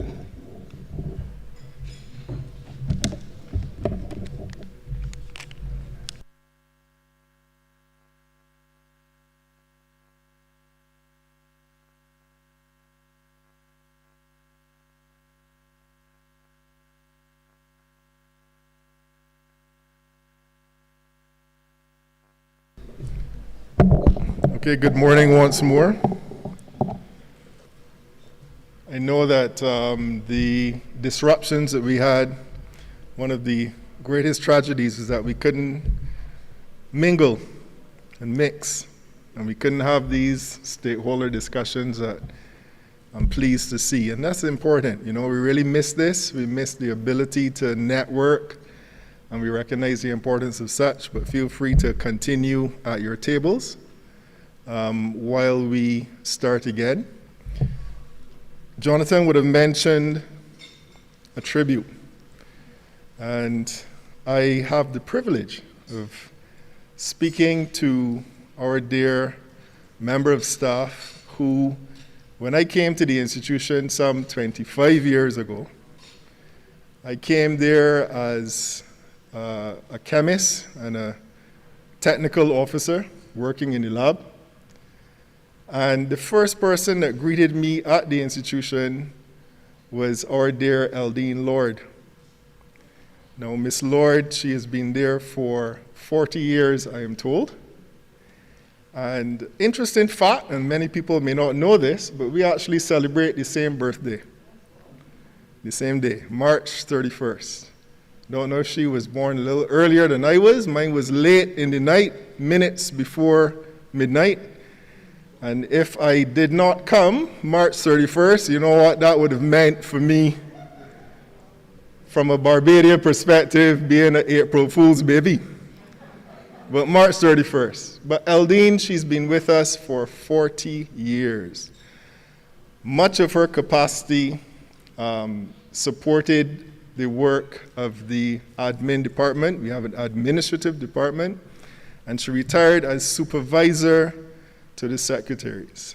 Eldine and I, we've had quite a few conversations, over the years, times when you needed encouragement, times when you felt that you would give up, times when you gave up for a day and after the weekend you came back. All right. Eldine was always there to say, don't worry, Hayden, you keep at it, things will improve, you will get there. And after 40 years of dedicated service, I am pleased to say that Eldine, you got there. You got there. She is participating online, so Eldine is currently listening. And I know that on behalf of all of the staff and the management and the board of directors, now we're not going to raise a toast, but we can lift a hearty round of applause for Mrs. Eldine Lord.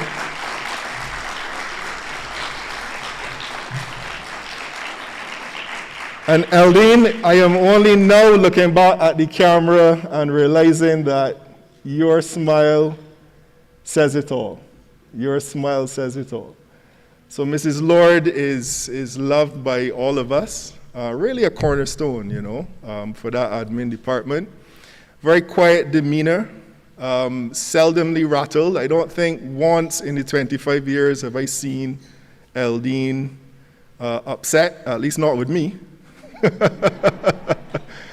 It's only recent years then she and I had a relationship, director to secretary of the supervisor of the secretaries. But the respect levels that we've had between myself and Eldine, we've held high. We are from a standards body, and if we were to assess you, Eldine, and assess your character, your demeanor, your attitude, you will pass the international standard with flying colors. So Eldine, my only regret is that you can't take me with you. And I have a few years yet of national development before I can sit where you're sitting, once God spares life. But we love you. We appreciate you. This is on camera, but Eldine and I, we had our conversations before now, about her retirement. And we're very, very happy to have shared a family space, because really you are family to us. And we congratulate you. We hope that whatever you go on to, that you give it the same commitment and the same passion as you did at BNSI. Thank you, Eldine. We wish you well. Eldine has a few words apparently. You want to say something?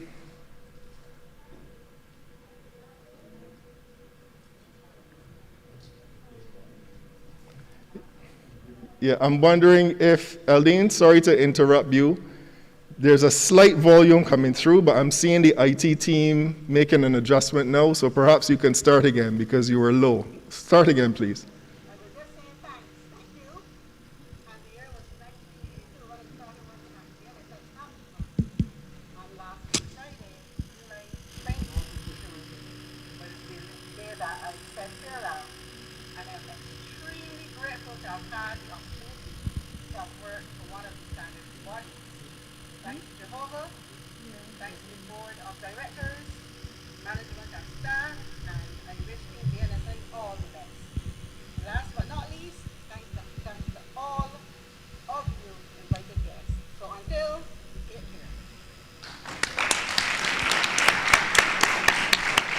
Okay, thank you, Eldine.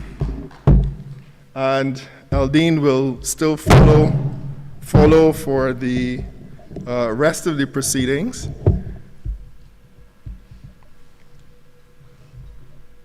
And I'll go straight into the next steps. I told you in my previous presentation that we would just discuss very briefly, the next steps for BNSI.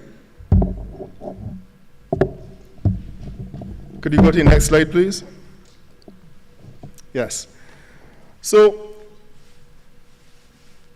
we had the presentations, as you saw, and some online, but we had some people here, and I'm really, really pleased. I would have participated in the training for the Quality Management Standard ISO 9001. I had the opportunity to be one of the facilitators along with Mr. Platt.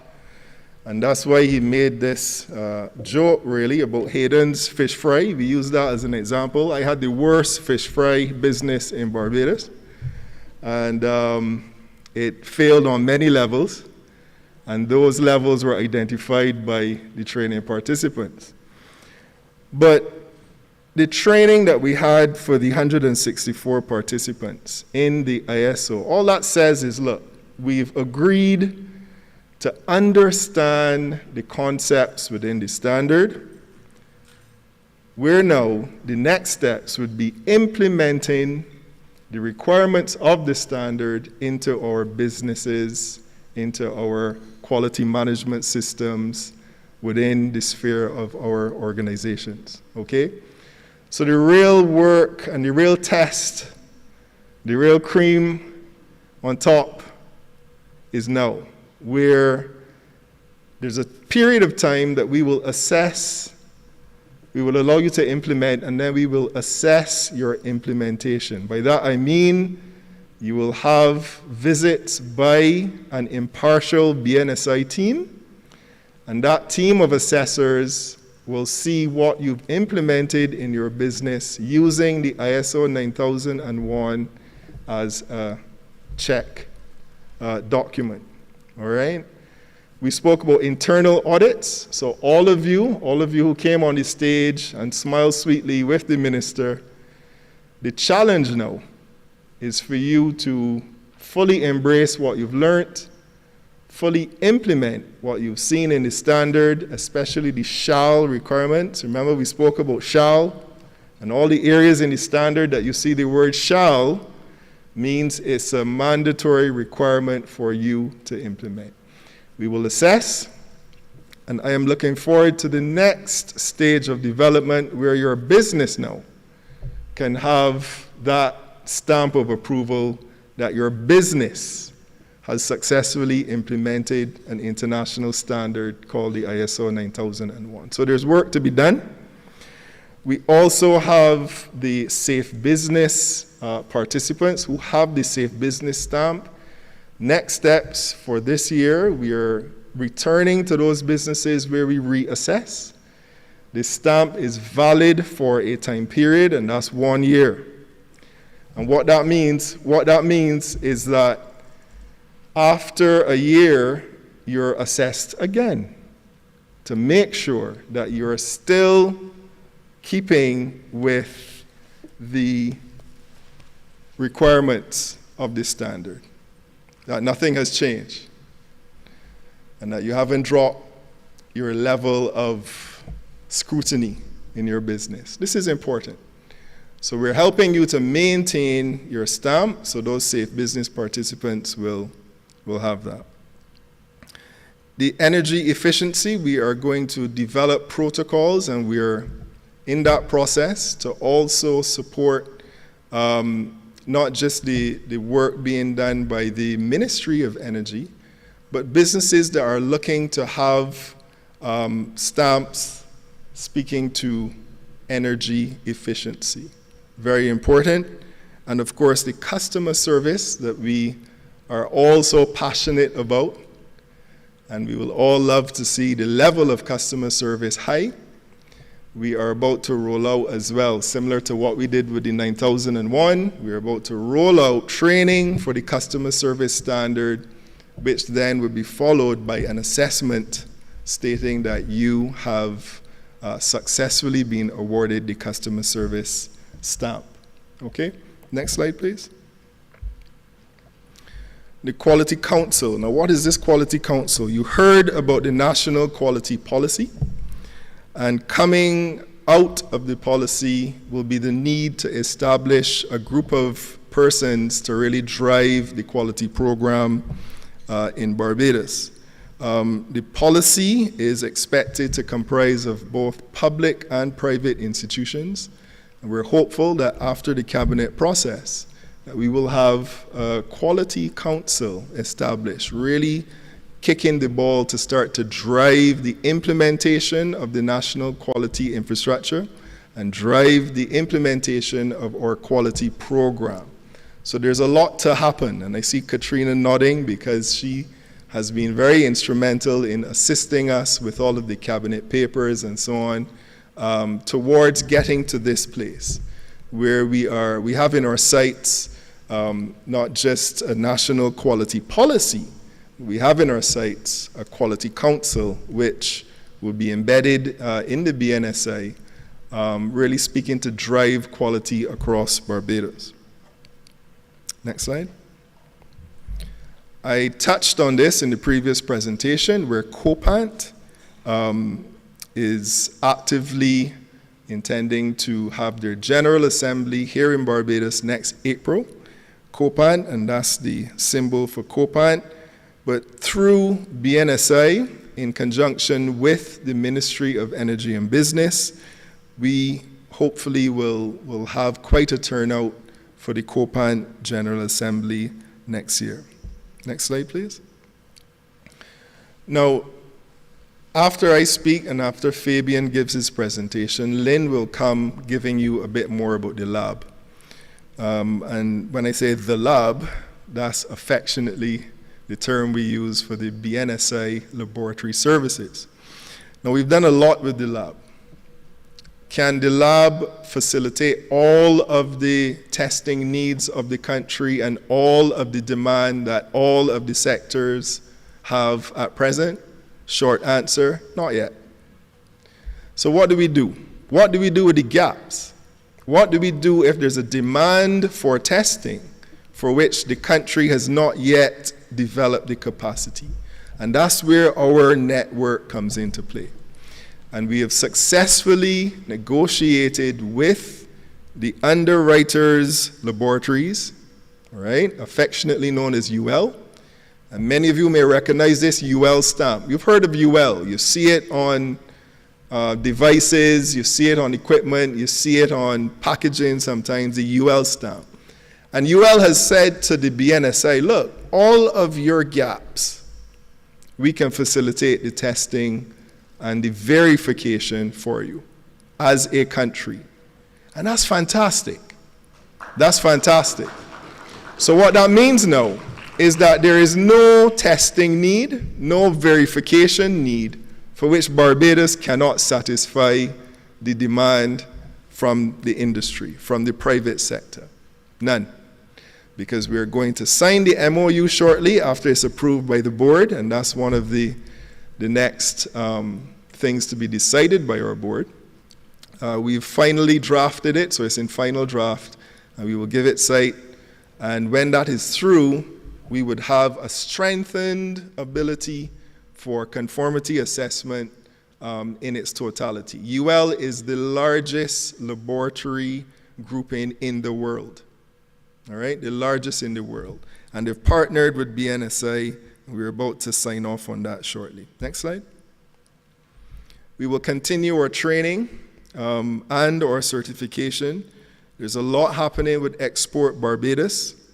There's a lot happening or about to happen with the Barbados Trust Fund as well. On the call, I know that we have Nicole Ford, and she is from Caribbean Dreamer, and Nicole is very excited about the possibilities of BNSI doing training for every member of the fund, where then we have quality built in almost as a prerequisite to having the funds dispersed through the fund. And this would be a tremendous step for us. Why? Because the businesses entering into the fund arrangement will now have strengthened quality management systems, Minister, in that the returns for the loan would be higher, their productivity is likely to be higher, and the ability to succeed and to be competitive will be higher. Again, as they become members of the institution, we dispense the advice for quality even at the micro and micro enterprise levels. So we're really looking forward to that agreement. We also have the tourism sector.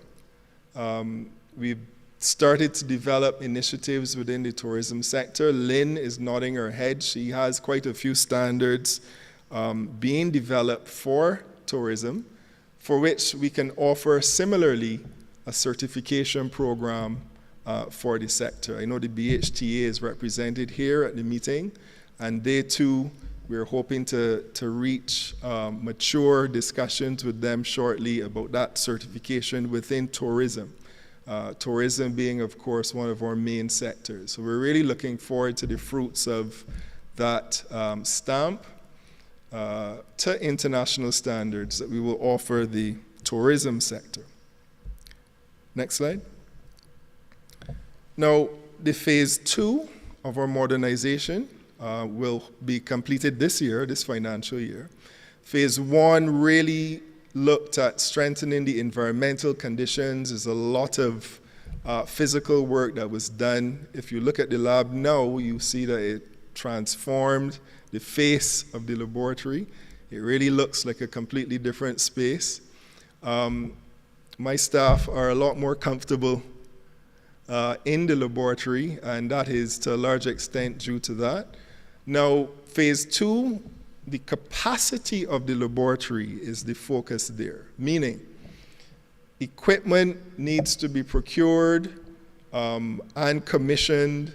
The staff will be trained. We need to have support staff as well.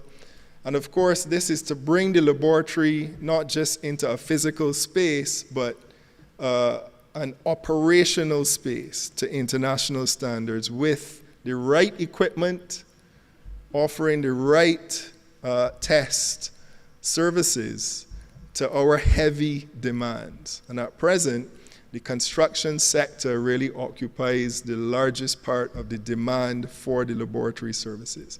So we're looking to have our capacity really increased in that area. especially where some of the material for the construction sector is quite bulky, it's quite large. You're talking about concrete cubes and blocks and columns and soil and aggregate. So the logistics to have these things shipped overseas for testing really isn't feasible. Reason being, the time to do the testing would not be practical. A lot of the firms here, they need a responsive test house. They bring the material, they have certain days that it has to be tested by, 7 days, 14 days, 28 days, by which they report progress of their project based on the results of the testing, all right? Where they cannot continue unless they have the support of these certificates. So we have to build that capacity in country. We have to have that capacity within the BNSI laboratory. And that's what the phase 2 of the project will further. Okay, next slide, please.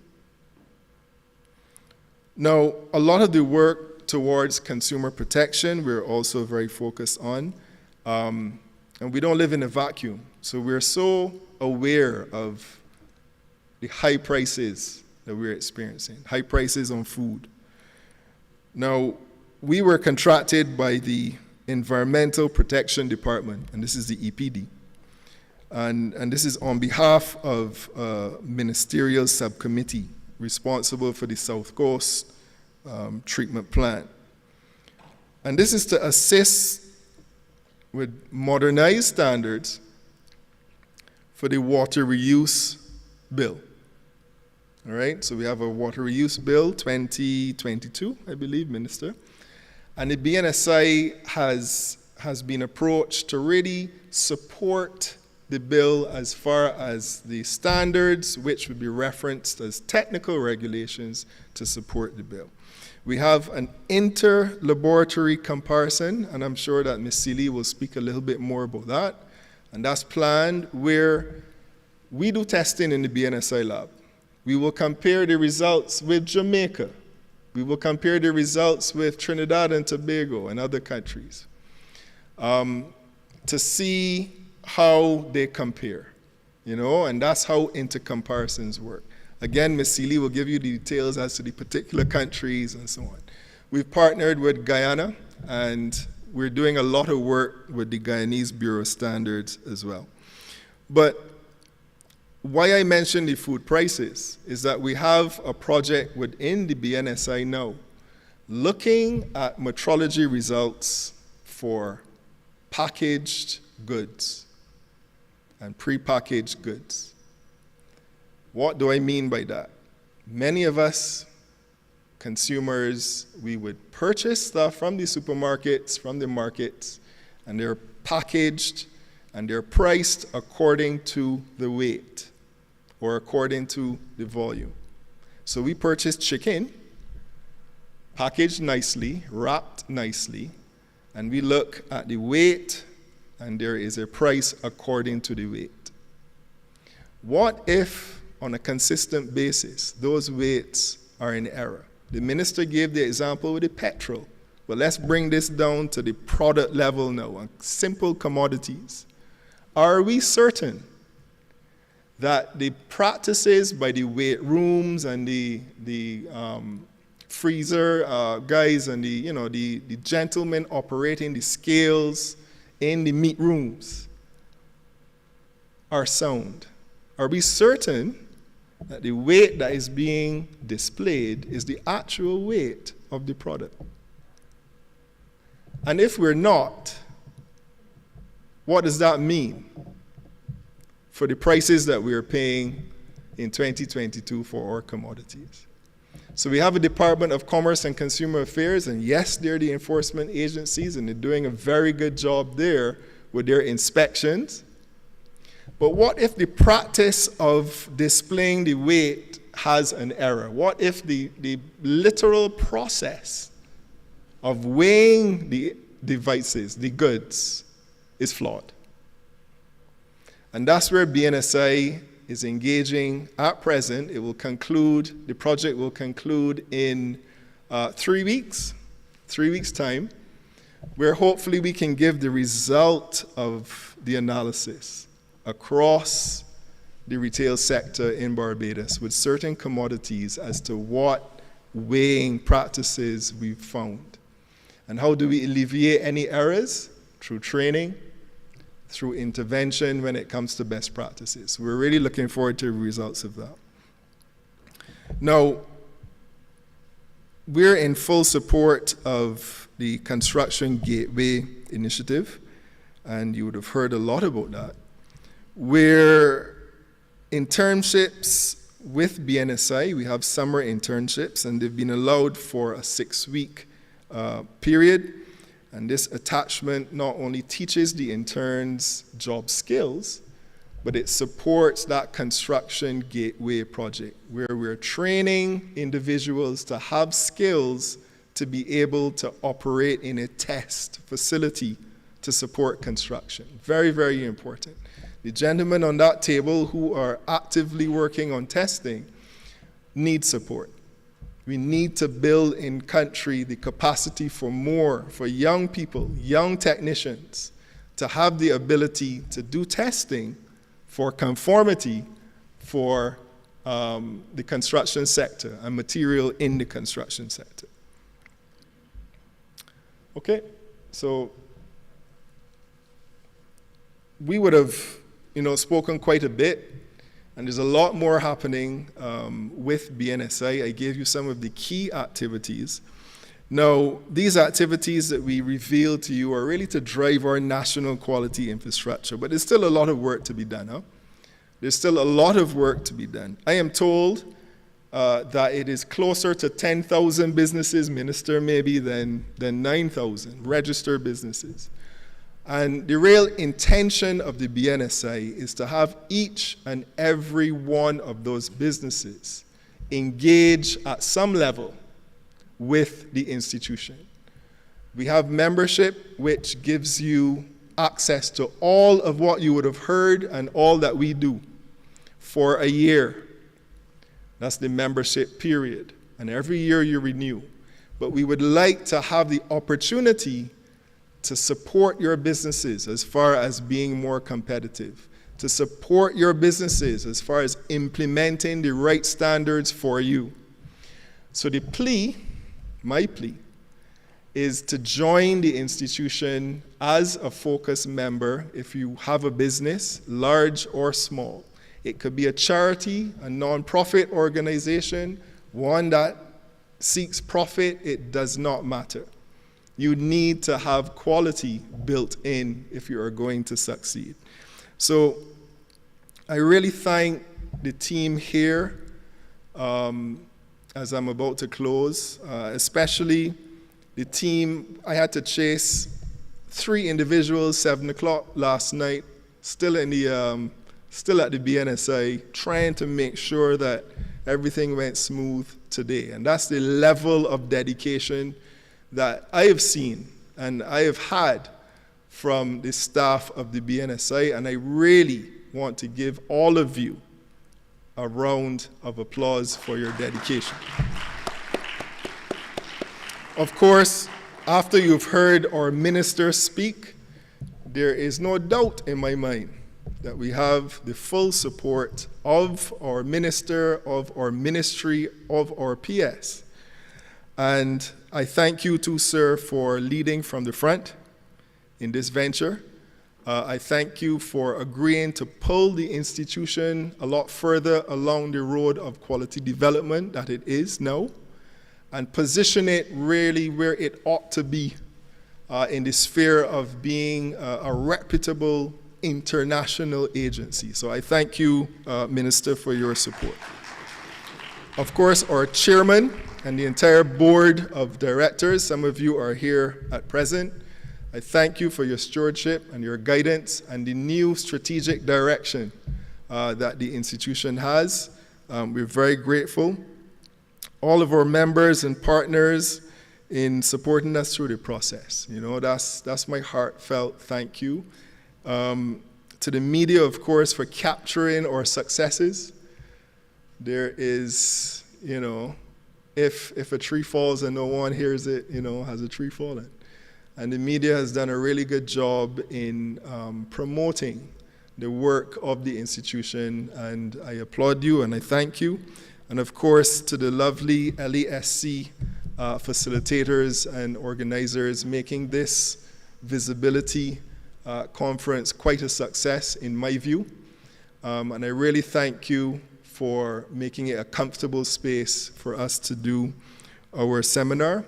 And I just encourage you for not just the support, not just watching online, but I encourage you to join us. Really join us and benefit from the initiatives that we have planned going forward, so that together we can build a solid, well-developed, quality infrastructure. I thank you.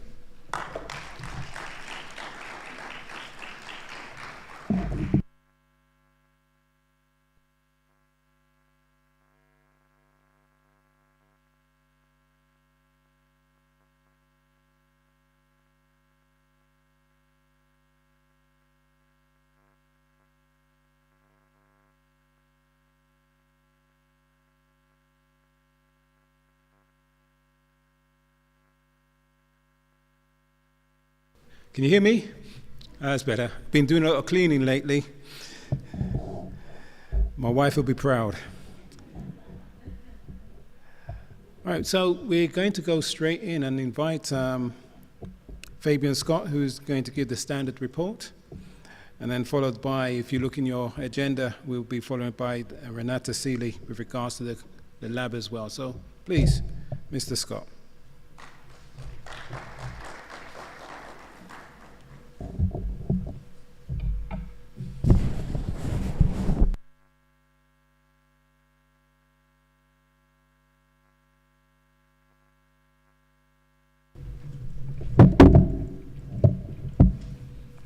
Thank you, Mr. Master of Ceremonies. Good afternoon again, everyone. So let's start with our outline in terms of the standards report. I had initially 10 minutes. I've seen a signal for 5 minutes, so yes. There are not very many slides. So could we scroll to the outline, please, so we can commence the presentation? So what I will present to you is our national standardization plan. That answers the question as to how we determine what standards we want to develop for our stakeholders and so on. I'll briefly go through how many were published for the period, which Mr. Ryan mentioned in his report, a bit about Safe Business, our COVID response, and other work of significance. So if we go to the first slide, what we do is what we call an international methodology for determining by country, which you can understand, Barbados is small, but for bigger countries, it's a mammoth task with so many different competing businesses, sectors, and fields. How do you determine what priority you should give to your work? We do that through this methodology. It takes into context 5 contributions. 1, export earnings. What sectors provide major export earnings for a country? What GDP contributions and the sectors there? Socioeconomic contributions. What in society are the burning issues that need to be addressed so that we can have societal order and so on. We look at environmental sustainability and sustainable development agenda of the country as well. And then finally, we look at future trends. What do we see is relevant for Barbados going forward in terms of government plans, ministry strategies, what's out there in CARICOM, in the international field, and we put all of these together in a complex formula which gives us a priority for development. And what it boils down to is engagement. So the takeaway from this is that we have to engage all of our sectors, and please, as we come to you, please help us with the responses that we would like. Next slide, please. So the result is this. We end up with a nice annex with priority levels for every sector and field and an appropriate standard to solve the problem for which the response we would have received. Now, this particular one for the period that's running 2020 to 2023 standards plan has 93 work items on it. So we have 3 years to work on 73 projects or standards, and we'll talk to you about some of the challenges we're dealing with that. Can we go to the next slide, please? So for the period of 2021, Mr. Ryan mentioned, we published 49 standards. In January, 18 were published, and they're notified here in the official gazette. And in October of that year, a further 31 were published, giving us a total of 39. I want to thank you, Minister and Chairman of the Board, for your work in helping us to get these through the approval process. And we look forward to the next batch, which is probably going to be with you, so that we can have those approved. Another batch of 15, I believe, is ready and awaiting your approval, so we can have it published in the official gazette. Let's go on to the next slide. In terms of Safe Business, I need to explain what this is briefly. Safe Business came about in April of 2020, just the month after COVID struck us, and businesses were indicating to us they wanted some type of instrument to say to consumers, look, we've put enough systems in place that if you shop with us, if you work with us, if you are a supplier of services to us, you don't have to worry. You wouldn't get COVID. So we designed a verification system or a certification system to do that. So we put a lot of things in there from international standards, from the International Labour Organization in terms of work processes, because obviously value is created when you and I as work colleagues come together to produce some type of product the customer wants. So the Safe Business, we designed that in about 3 months, I believe, and we launched it sometime in about August. I am pleased to report that Courts Barbados Limited was the first to take it up, and I believe in October, November, they were the first to get their Safe Business stamp, and it looks like the logo there on the right. Now, we did it by business site. And when I say business site, Courts Unicommerce Barbados Limited has 18 sites in Barbados. So every business unit we looked at the corporate office, we look at the retail store, we look at Courts Optical, we look at the warehouse. So of every site they have, there may be 3 or 4 business units. And so it totaled 18. And then the others came on board in terms of Sagicor, I believe also Berger Paints, and the director mentioned 2 others, which went into 2022. So I believe next year we will report on those. Next slide. So COVID was still impacting us, but we wanted to give more guidance to the business community with respect to how do you safely return to work? How do you get your employees to feel confident that when they return to the physical workplace, they're able to do what they need to do without having to worry about COVID measures? So some of this we passed through our NACOSH. If you're not familiar with NACOSH, NACOSH is the National Association for Occupational Health and Safety, of which Mr. Platt, our MC, sits on it to represent BNSI. So we push these towards them to say, look, these are standards that we want you to give your blessing and your approval to, so that we can communicate to the business community that, nationally we're all on board on the same page. Next slide, please. So, other work of significance. We do a lot of work with entrepreneurs. We are passionate about this. We need to build a business cadre of people who are working for themselves. A lot of them bring products to us for product development and also for label guidance, so that's in conformance with the local law, as well as being able to get into other CARICOM markets. So for the period, there were over 110 entrepreneurial label assessments that we conducted, and hopefully, if ratios hold, half of them will end up being on the market. So we are very happy about that. You can see the commercial numbers, and the commercial numbers represent Massey Distribution, the other larger ones, and so on. In terms of shelters, this is the hurricane season. Every year, along with other ministry officials and experts, we look at the shelters in terms of the structures and their ability to conform to certain hurricane-resistant features and physical amenities for human occupation. Mr. Platt, again, leads that one on the building side of things, and we would have looked at 60 buildings, which have been categorized either 1 or 2 for hurricane shelters. Future trends, I mentioned, cannabis is one. We know the cannabis industry was there. We have a strategic partnership with the Barbados Medical Cannabis Licensing Authority. We developed for them a standard to deal with packaging and labeling, as well as the specifications or requirements for the post-harvest cannabis material, which is basically the dried and processed leaves that you would then use to begin to manufacture other products, either cannabinoids, oils, different things. So we did that with a strategic partnership under like a consultancy arrangement, and that was absolutely successful, and we are quite happy to do that. Last slide, please. So we do have some challenges. Last slide. As with everything, we do have some challenges. First, I'd like to recognize all of the members of my department. They're all here. Mr. Platt, who is our MC.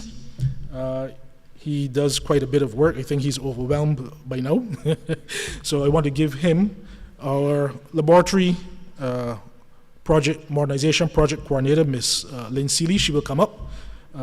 Mrs. Cheryl Lewis, who is sitting in the back very quietly over there, is also with us. And our other department officer who is not able to make it today, Mr. Carson Rollins. So if you could all please give them a large round of applause. I'm sure they need a lot more recognition for the hard work they do, but we want to thank you for what you've done over the period. So ICT obsolescence, I mean, things go pretty quick. I can't tell you how quickly devices become out of, tune. They're no longer useful. And the ultra-dynamic standardization environment, it's become so dynamic. Every year, 2 or 3 major things are happening. So for example, this year, we've been asked to participate in a project management maturity model for standards development. We had to decline that. It just takes a lot of effort.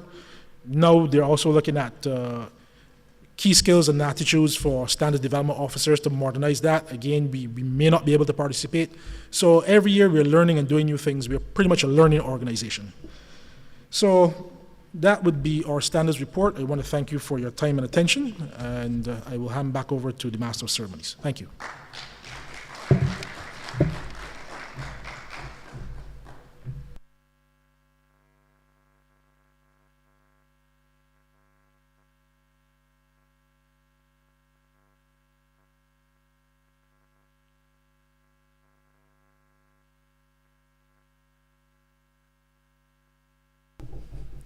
Yeah, this practice is cleaning is for when I get home.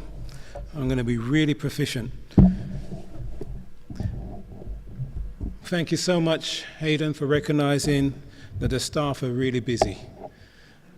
We want to see if that can be recognized also in our pay. No, I'm only joking. But thank you so much. Thank you so much for recognizing that. I tried. All right, we now like to invite Lynn Seeley, or Renata as she's known as well, who's going to give us a lowdown, a report on the project coordinating the laboratory. So please, Lynn.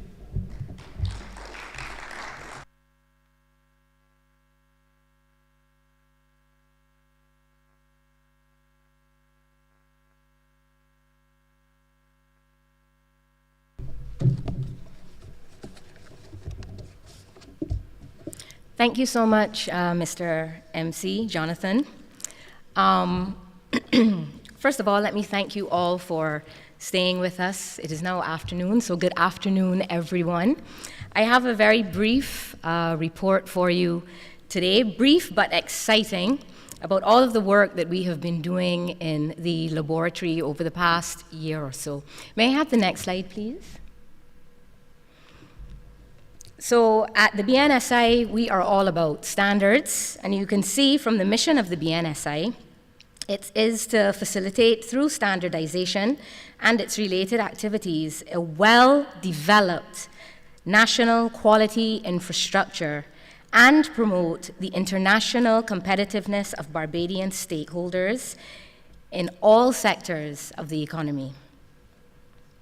So it is my honor this afternoon to give you all a very brief update of the recent laboratory activities.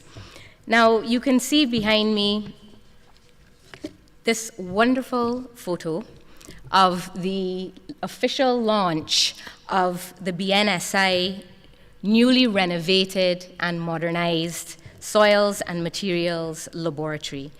This event was the 15th of March of this year, and what you see here is the culmination of a lot of hard work over the previous year, We are wonderfully supported, as you can see in the photo, by our honorable minister husbands. Thank you so much. This is the ribbon cutting. Our chairman, Mr. Rhines. We also have our partners from the EU, from CDB, and from CrossQ, Mr. Omar, who was here with us earlier. Now, in the previous year, BNSI would have been involved in a project through the EPA, the Economic Partnership Agreement, and CSME, the CARICOM Single Market and Economy Standby Facility for Capacity Buildings Project, strengthening of the Regional Quality Infrastructure Program in Barbados, Dominica, and St. Kitts and Nevis. Now, through this project, we would have received some new equipment for the Soils and Materials Laboratory, and part of that equipment would have included the compression testing machine that Mr. Rind would have spoken about earlier, where you saw Mr. Best very ably demonstrating how the machine is employed to compress the concrete cubes. Now, that machine is incredibly important with respect to supporting the construction industry in Barbados. And as Mr. Ryan would have mentioned, the 4,000 some odd tests that that machine would have done during the year. May I have the next slide, please? Part of the project as well involves training and capacity building. Now, this is incredibly important because with the Soils and Materials Lab, there are two components that we closely follow. It is not only the machines, but also the technical staff, Mr. Best, Mr. Harris, who Mr. Rind would have mentioned earlier. So I think it is very important for me to give you some context where we can see where we would have come from, where we are, and everything that we would have done in between for the Barbados BNSI Soils and Materials Lab. So at the slide behind me, what you can see is the old BNSI lab, very lovingly called the bunker. Isn't it beautiful?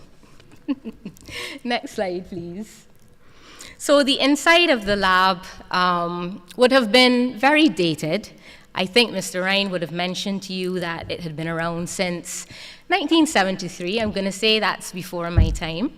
And phase one of the project was really geared towards renovating the Soils and Materials Lab. So there would have been quite some extensive renovations that we would have done during phase one. All of that, sorry, can you go back? Thank you. So you can see the very outdated look to the lab, the old louver windows, and the very outdated countertops as well. So part of phase one would have involved completely stripping the Soils and Materials Lab, replacing all of the old windows, the light fixtures. We repaired the roof. We resurfaced the floor, and we replaced the lighting within the lab for the obviously much more suitable LED lights. Next slide, please. So after months of renovations and construction work, you can see a much improved space for the Soils and Materials Lab. We have our brand new windows. We have our new quartz countertops that are far more suitable for the work that is done in the Soils and Materials Lab. As Mr. Ryan would have mentioned, a lot of the work is heavy duty. You're dealing with lots of construction material, so there's nothing dainty going on in that lab. You really have to have surfaces that are capable of being used and well used and to maintain their integrity. Next slide, please. So now, colleagues, you can see the vastly improved BNSI laboratory. And we are not done yet, not by any stretch of the imagination. This is just phase 1 that we have completed. Next slide, please. Now, Mr. Rind would have spoken about the importance of building capacity, and the new equipment that we would have received in phase 1, there needs to be a continuity with that equipment where we would have actually undergone 2 rounds of calibrations using the compression testing machine with our colleagues at the Guyana National Bureau of Standards. So initially, the team from the Guyana Bureau would have remotely joined us to calibrate the machine, and this would have been in March of this year. We had the courtesy of Mr. Vishnu Matbadal. He is in the Industrial Metrology and Testing Lab. He is their technician. He then visited the BNSI lab in June on the 28th and the 29th to again do another round of calibrations with the compression testing machine. Now, so you can understand why this is important, at the BNSI, we are doing our checks and balances to ensure that not only is the equipment functioning, but it is functioning properly. It is properly calibrated. The staff members, each technician who uses the compression testing machine, they are also trained. And with each round of the calibrations, we ensure that the machine is giving us results that they're accurate, they are easily reproducible, and they are precise. So we are ensuring that our equipment is properly functioning and that our staff members are competent and trained in order to do the tests that they're required. So you can see Mr. Damien Prescott, he is the metrologist at BNSI, as well as Mr. Harris, one of our technicians, and they are going through the paces of the calibrations with Mr. Matt Badal. So it seems that today we really can't get away from this word quality. We're hearing it all the time. Quality results, quality services, quality competence. I think that's just the motto for today. May I have the next slide, please? So again, we wish to express our gratitude to the team at the Guyana National Bureau of Standards, with whom we have a wonderful partnership, and we look forward to working with them in the future. We are planning another inter-laboratory comparison exercise in August. Mr. Rind would have mentioned it very briefly. And this activity is being coordinated through the Jamaica Bureau of Standards. And again, it will be Guyana involved, as well as the bureaus, the standards bureaus of St. Lucia and of Grenada. And what we are going to be doing is we're going to be coordinating the testing of these 6-inch concrete cubes, again using the compression testing machine, and each of the regional standards bureaus who will be participating in the training, their technicians will receive the sample cubes and test them in accordance with the international standards that we use. And the results from each bureau will be compared.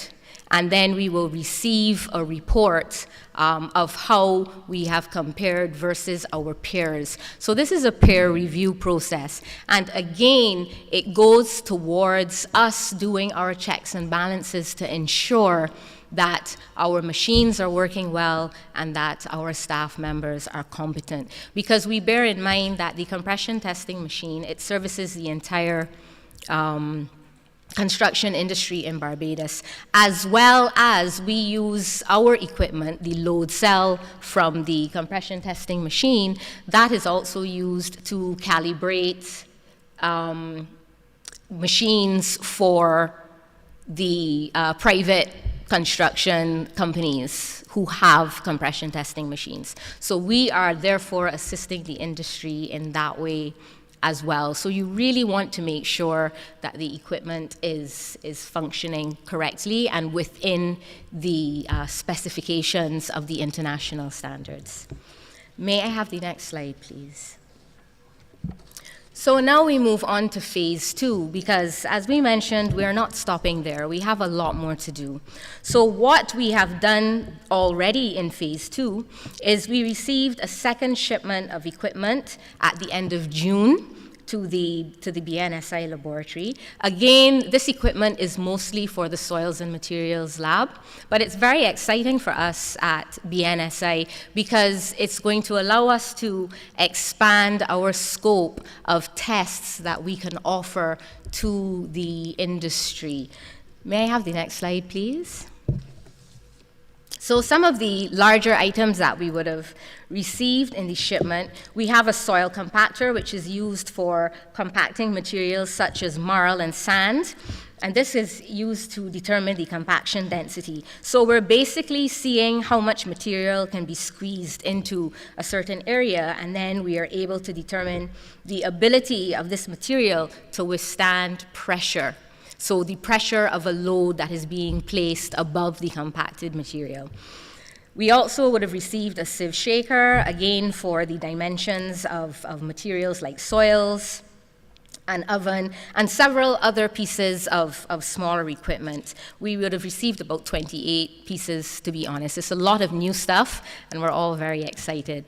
Next slide, please. So again, still more training, because the new equipment that we received, we have to ensure that it is properly installed, that the software that comes with the equipment is properly installed. And what we've done is we actually have a fantastic relationship with the suppliers of the equipment and the manufacturers. So we did some remote training just last week, Wednesday, with the manufacturers in Europe, and they would have assisted us in setting up the equipment, taking it through its paces, training our technical staff to ensure that they are aware of everything that they need to do with the equipment. If they see any issues, we do troubleshooting sessions. So we are definitely ensuring that the equipment we have is being properly used, because once again, it is really the quality of your results that is fundamental for us. Next slide, please. So the phase 2, moving forward, we will be doing more renovations on the lab because there is a lot more that needs to be done. Clearly this time we will be focusing on different areas so that we can expand the functional working space of the lab. And this should be wrapping up by the end of this financial year. Next slide, please. Thank you very much for your attention, and I look forward to reporting to you within the next few months of more progress being made by the BNSI Soils and Materials Lab.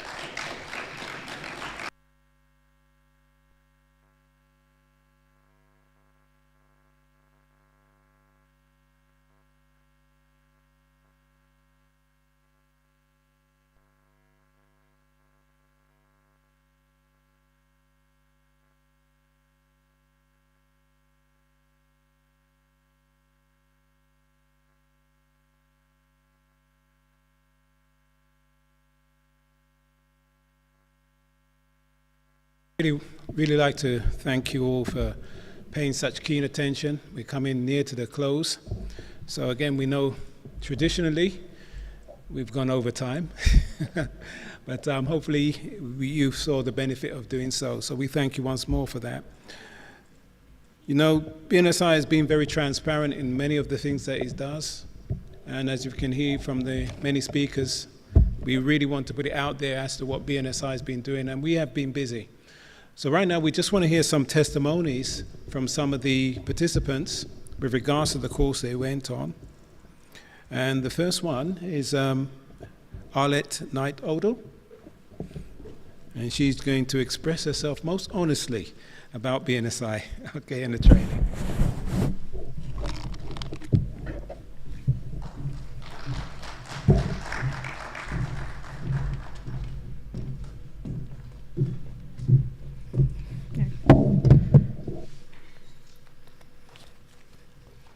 Good afternoon, everyone. In this season, so many individuals who own businesses have had to reinvent themselves and their business to stay relevant and profitable. For a company to remain top of mind of these they serve, they must be quality represented in the services that they provide, employees that they hire, systems that you engage, and products that you use or promote, which is just a start. Quality is the soil in which your business grows. As a beauty professional for over 30 plus years and the Barbados Beauty Professional Association president, I am part of a team of individuals who saw the need for benchmark standards to be used in the beauty industry and for beauty specialists to maintain excellent practices in Barbados. As a guide of the ISO 9001 training, 2 questions guide my testimonial today. Why was this ISO 9001 training beneficial to me and my business? As a business owner, you should not take for granted that because you are still operational after 30 years, you are running all aspects of your business well. This ISO training course, which focuses on quality management, helped me identify what is being done well and where improvements are necessary for the company I owned. As I must provide excellent services to my internal and external customers, some of the highlights for me were ISO is a process, and all elements are linked. You cannot implement it well in one area and poorly in another. The process will fail and your business will not benefit because the intended outcomes will not be achieved. The course focused on customer relation management, health and safety, products, and services. The highlight was using the PDCA, risk-based thinking. As they say, if you fail to plan, you plan to fail. D, do or implement the plan. C, check, monitor, measure processes and the resulting outcomes and report the results. This means all team members, as well as clients, are part of this process. Then take action, A, to improve what needs to be improved. These standards apply to all industry and business types, small, medium, and large. The second question, do you see the role of the BNSI as important to promoting quality standards to businesses in Barbados? A resounding yes. The BNSI has been established to lead the standardization process nationally. This mandate is essential and dovetails nicely with the aspiration of the many beauty industry providers. The Barbados Beauty Professional Association Executive will be part of a national process that ensures beauty service providers are certified and engaging in educational and business strategies to ensure that they are offering services and meeting international recognized standards. Therefore, our partnership recently with the BNSI, where they offered this training, ISO 9001 certification training, regarding quality management systems, was precisely what was needed for our members. Once employed in an organization, the International Organization for Standardization guarantees quality and good performance and internal and external strategies for the success of a business. I am pleased that the BNSI team represented their vision of being flexible and responding quickly to national demand as they work with our organization to ensure that this training became a reality. The mission of BNSI is one of facilitating standardization nationally, and again, fulfilling this training underscores their commitment to their mission. Finally, the core values of BNSI: honest, respectful, flexible, knowledgeable, professional, and dedication, to name a few, were reflected in the BNSI team interaction with our executive and those who participated in the ISO training.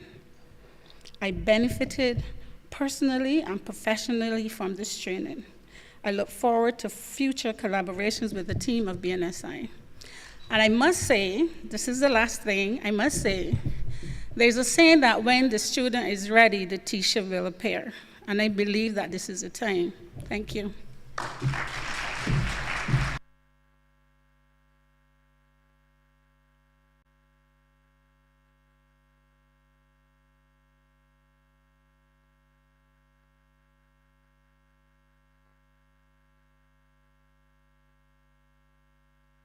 Before we go on, I just want to make a slight correction. Mrs. Orlette Knight Alton, all right? And by the way, I've got your mask up here. All right. At this stage, we'd like to invite Delaware Walsh from West Indies Biscuit Company.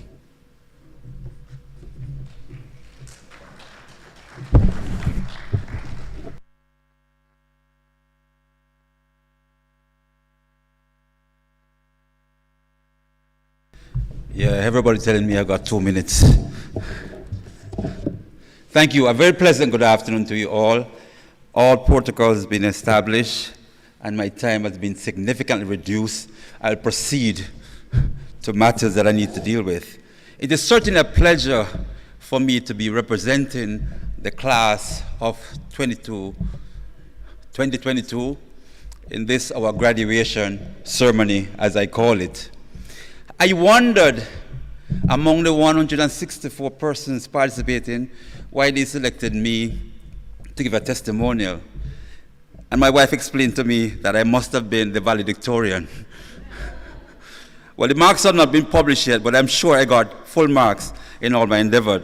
When I explained or advised Wibisco that I was coming and I was selected to do a testimonial, clearly they were very, very proud.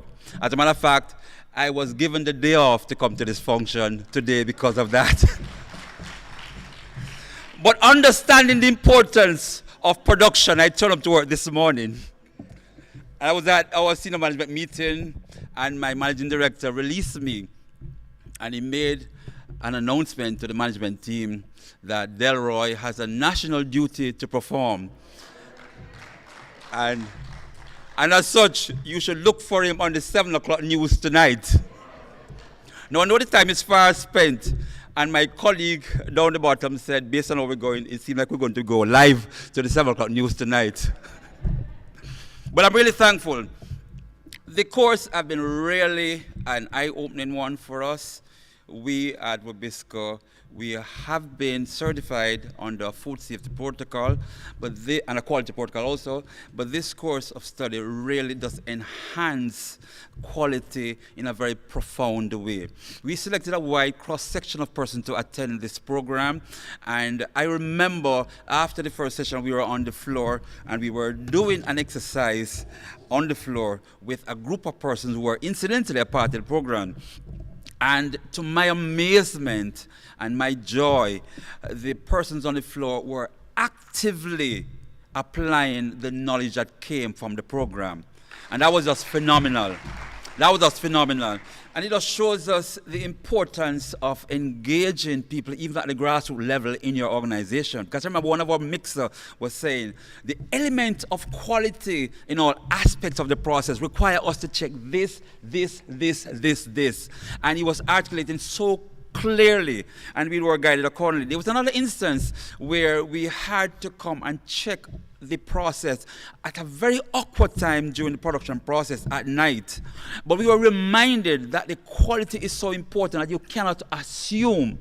And if you're going to have customer care and a good quality system, then you have to embed quality in all aspects, irrespective of how convenience or inconvenience it is. So the team at Wibisco is very, very engaged. I know that I represent not only Wibisco, but all the other member of the course who participated, and the feedback has been phenomenal. I would like to go on and on and on because I have some notes that I want to talk about, but let me just quickly wrap up by saying that we recognize the importance of communication, of quality in all the steps, of engaging our staff, and good customer care.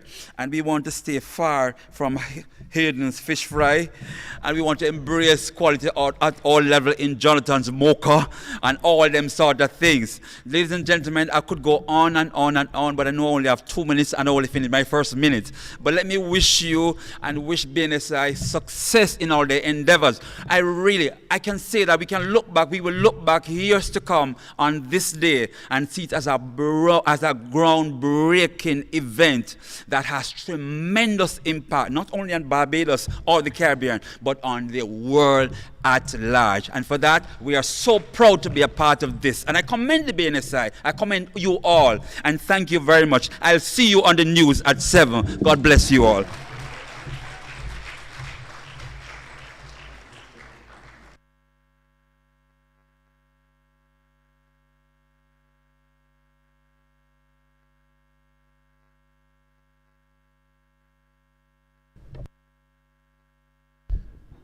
Thank you so much, Delroy.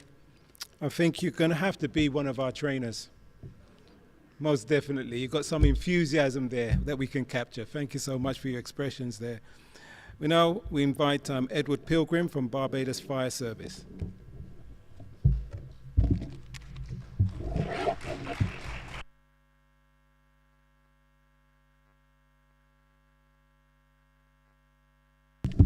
I don't even know how to follow that, but whoa, really appreciate it. The enthusiasm really rubs off. So really and truly, when I was selected to be part of this course, initially I wondered how this course could really help the Barbados Fire Service. But I recognized quickly that the information was definitely applicable because we offer services like fire, rescue, even fire safety training. And we need to have a high standard, especially when we're teaching fire officers, even our internal and external customers, because we need to provide a high standard product service. With 7 quality management principles like customer focus, process approach, just to name a few of what we would have discussed, we need to employ and create customer satisfaction. What are the benefits? For sure, high morale, as well as we can achieve a high standard in terms of customer base. We talk about it. We know how it is in terms of customer service. But as was said earlier, there needs to be a collaboration, management and also staff, top, bottom. And when that is achieved, they will keep and maintain that high standard.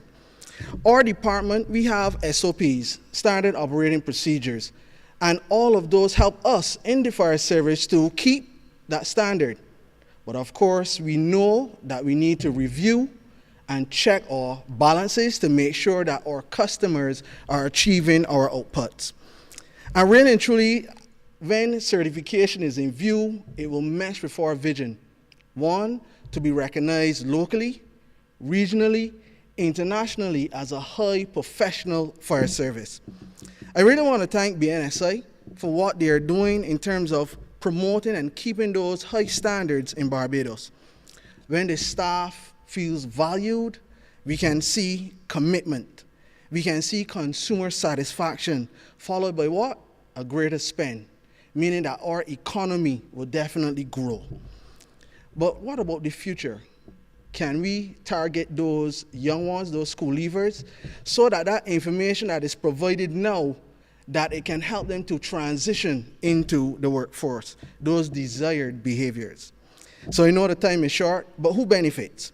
Well, businesses, organizations, departments, Barbados as a whole.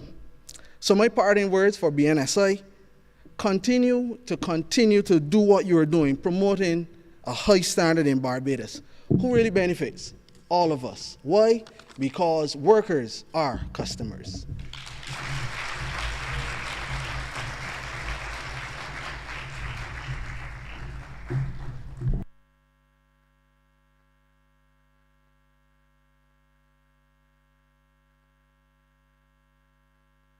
Thank you. Thank you so much, Edward. We go back a long way, and certainly we appreciate the sentiments you mentioned to us. And certainly Barbados and BNSI, we want to work together with the fire service to reach that pinnacle that we all want to achieve. So thank you again, Edward, for your expressions. Finally, we have Kathy Daniels from Southpaw Graphics. Where is she? Oh, there she is. She's coming up this way.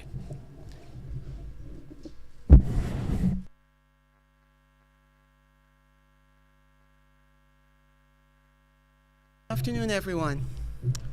I'm a solopreneur. So at first I was thinking, this stuff doesn't really apply to me. But I was so wrong. And I thank BNSI for including me and for the excellent training that they have provided. It's very simple. Whatever your enterprise, big, small, in between, you need structure. You need standards.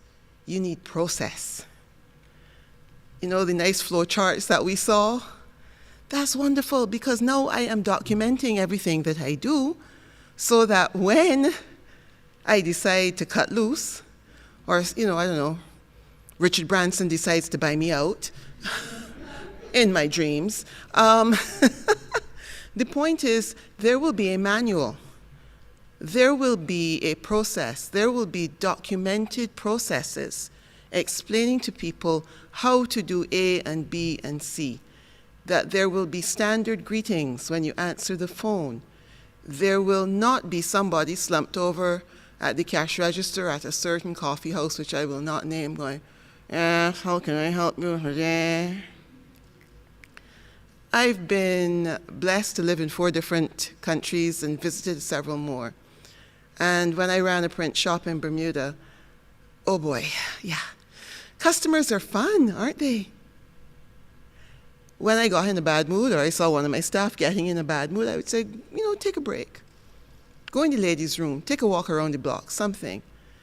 Because whatever you're struggling with, it's not the customer's fault. And even if it is, you can't really do anything about it. They're not always right, but you have to treat them as though they're always right. So for BNSI to be really pushing this in Barbados, I am overjoyed. I want to help you all any way I can, so please call on me, because we need to train our people better. We need to start from very small and work our way up. We need to not just have standards, but implement them. And that's unfortunately where we fall down. We have lots of rules and regulations, but implementation deficit disorder. And there is no little blue pill that can fix that. So, thank you, BNSI. You've got me thinking, and I will urge any other solopreneurs, micro-enterprises, you might think you're too small, you're not. Trust me.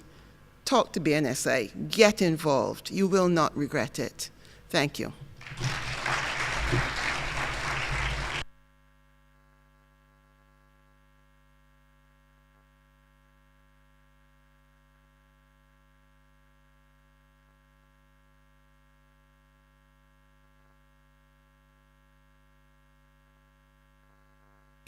Thank you very much, Kathy, for those excellent words of encouragement for both young and old, small businesses and medium, that they should join BNSI, become a member, and certainly we won't see you wrong. Finally, now we'd like to thank you all for sticking with us, even though we've gone over time, and we're going to have our final remarks, closing remarks by Mr. Hayden Ryan, the Director Acting.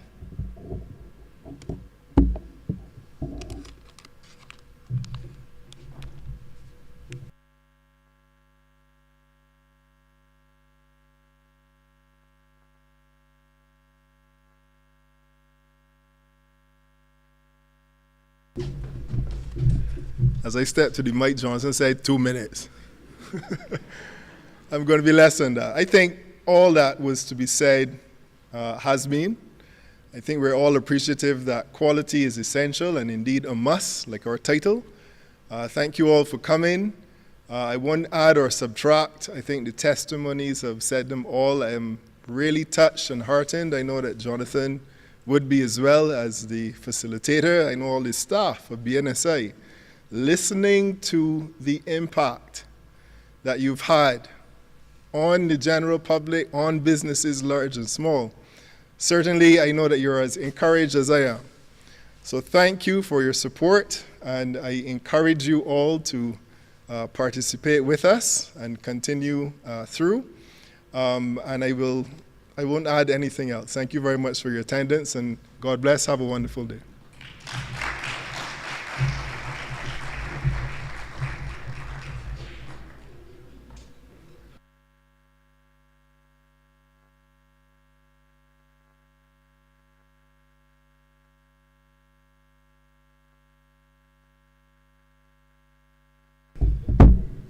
Finally, we've reached the pinnacle that we've all been waiting for. Lunch is served. Where is the lunchroom? I think, Michelle, could you give us some direction again? Oh, right, just Michelle will direct you, okay? So thank you all once again.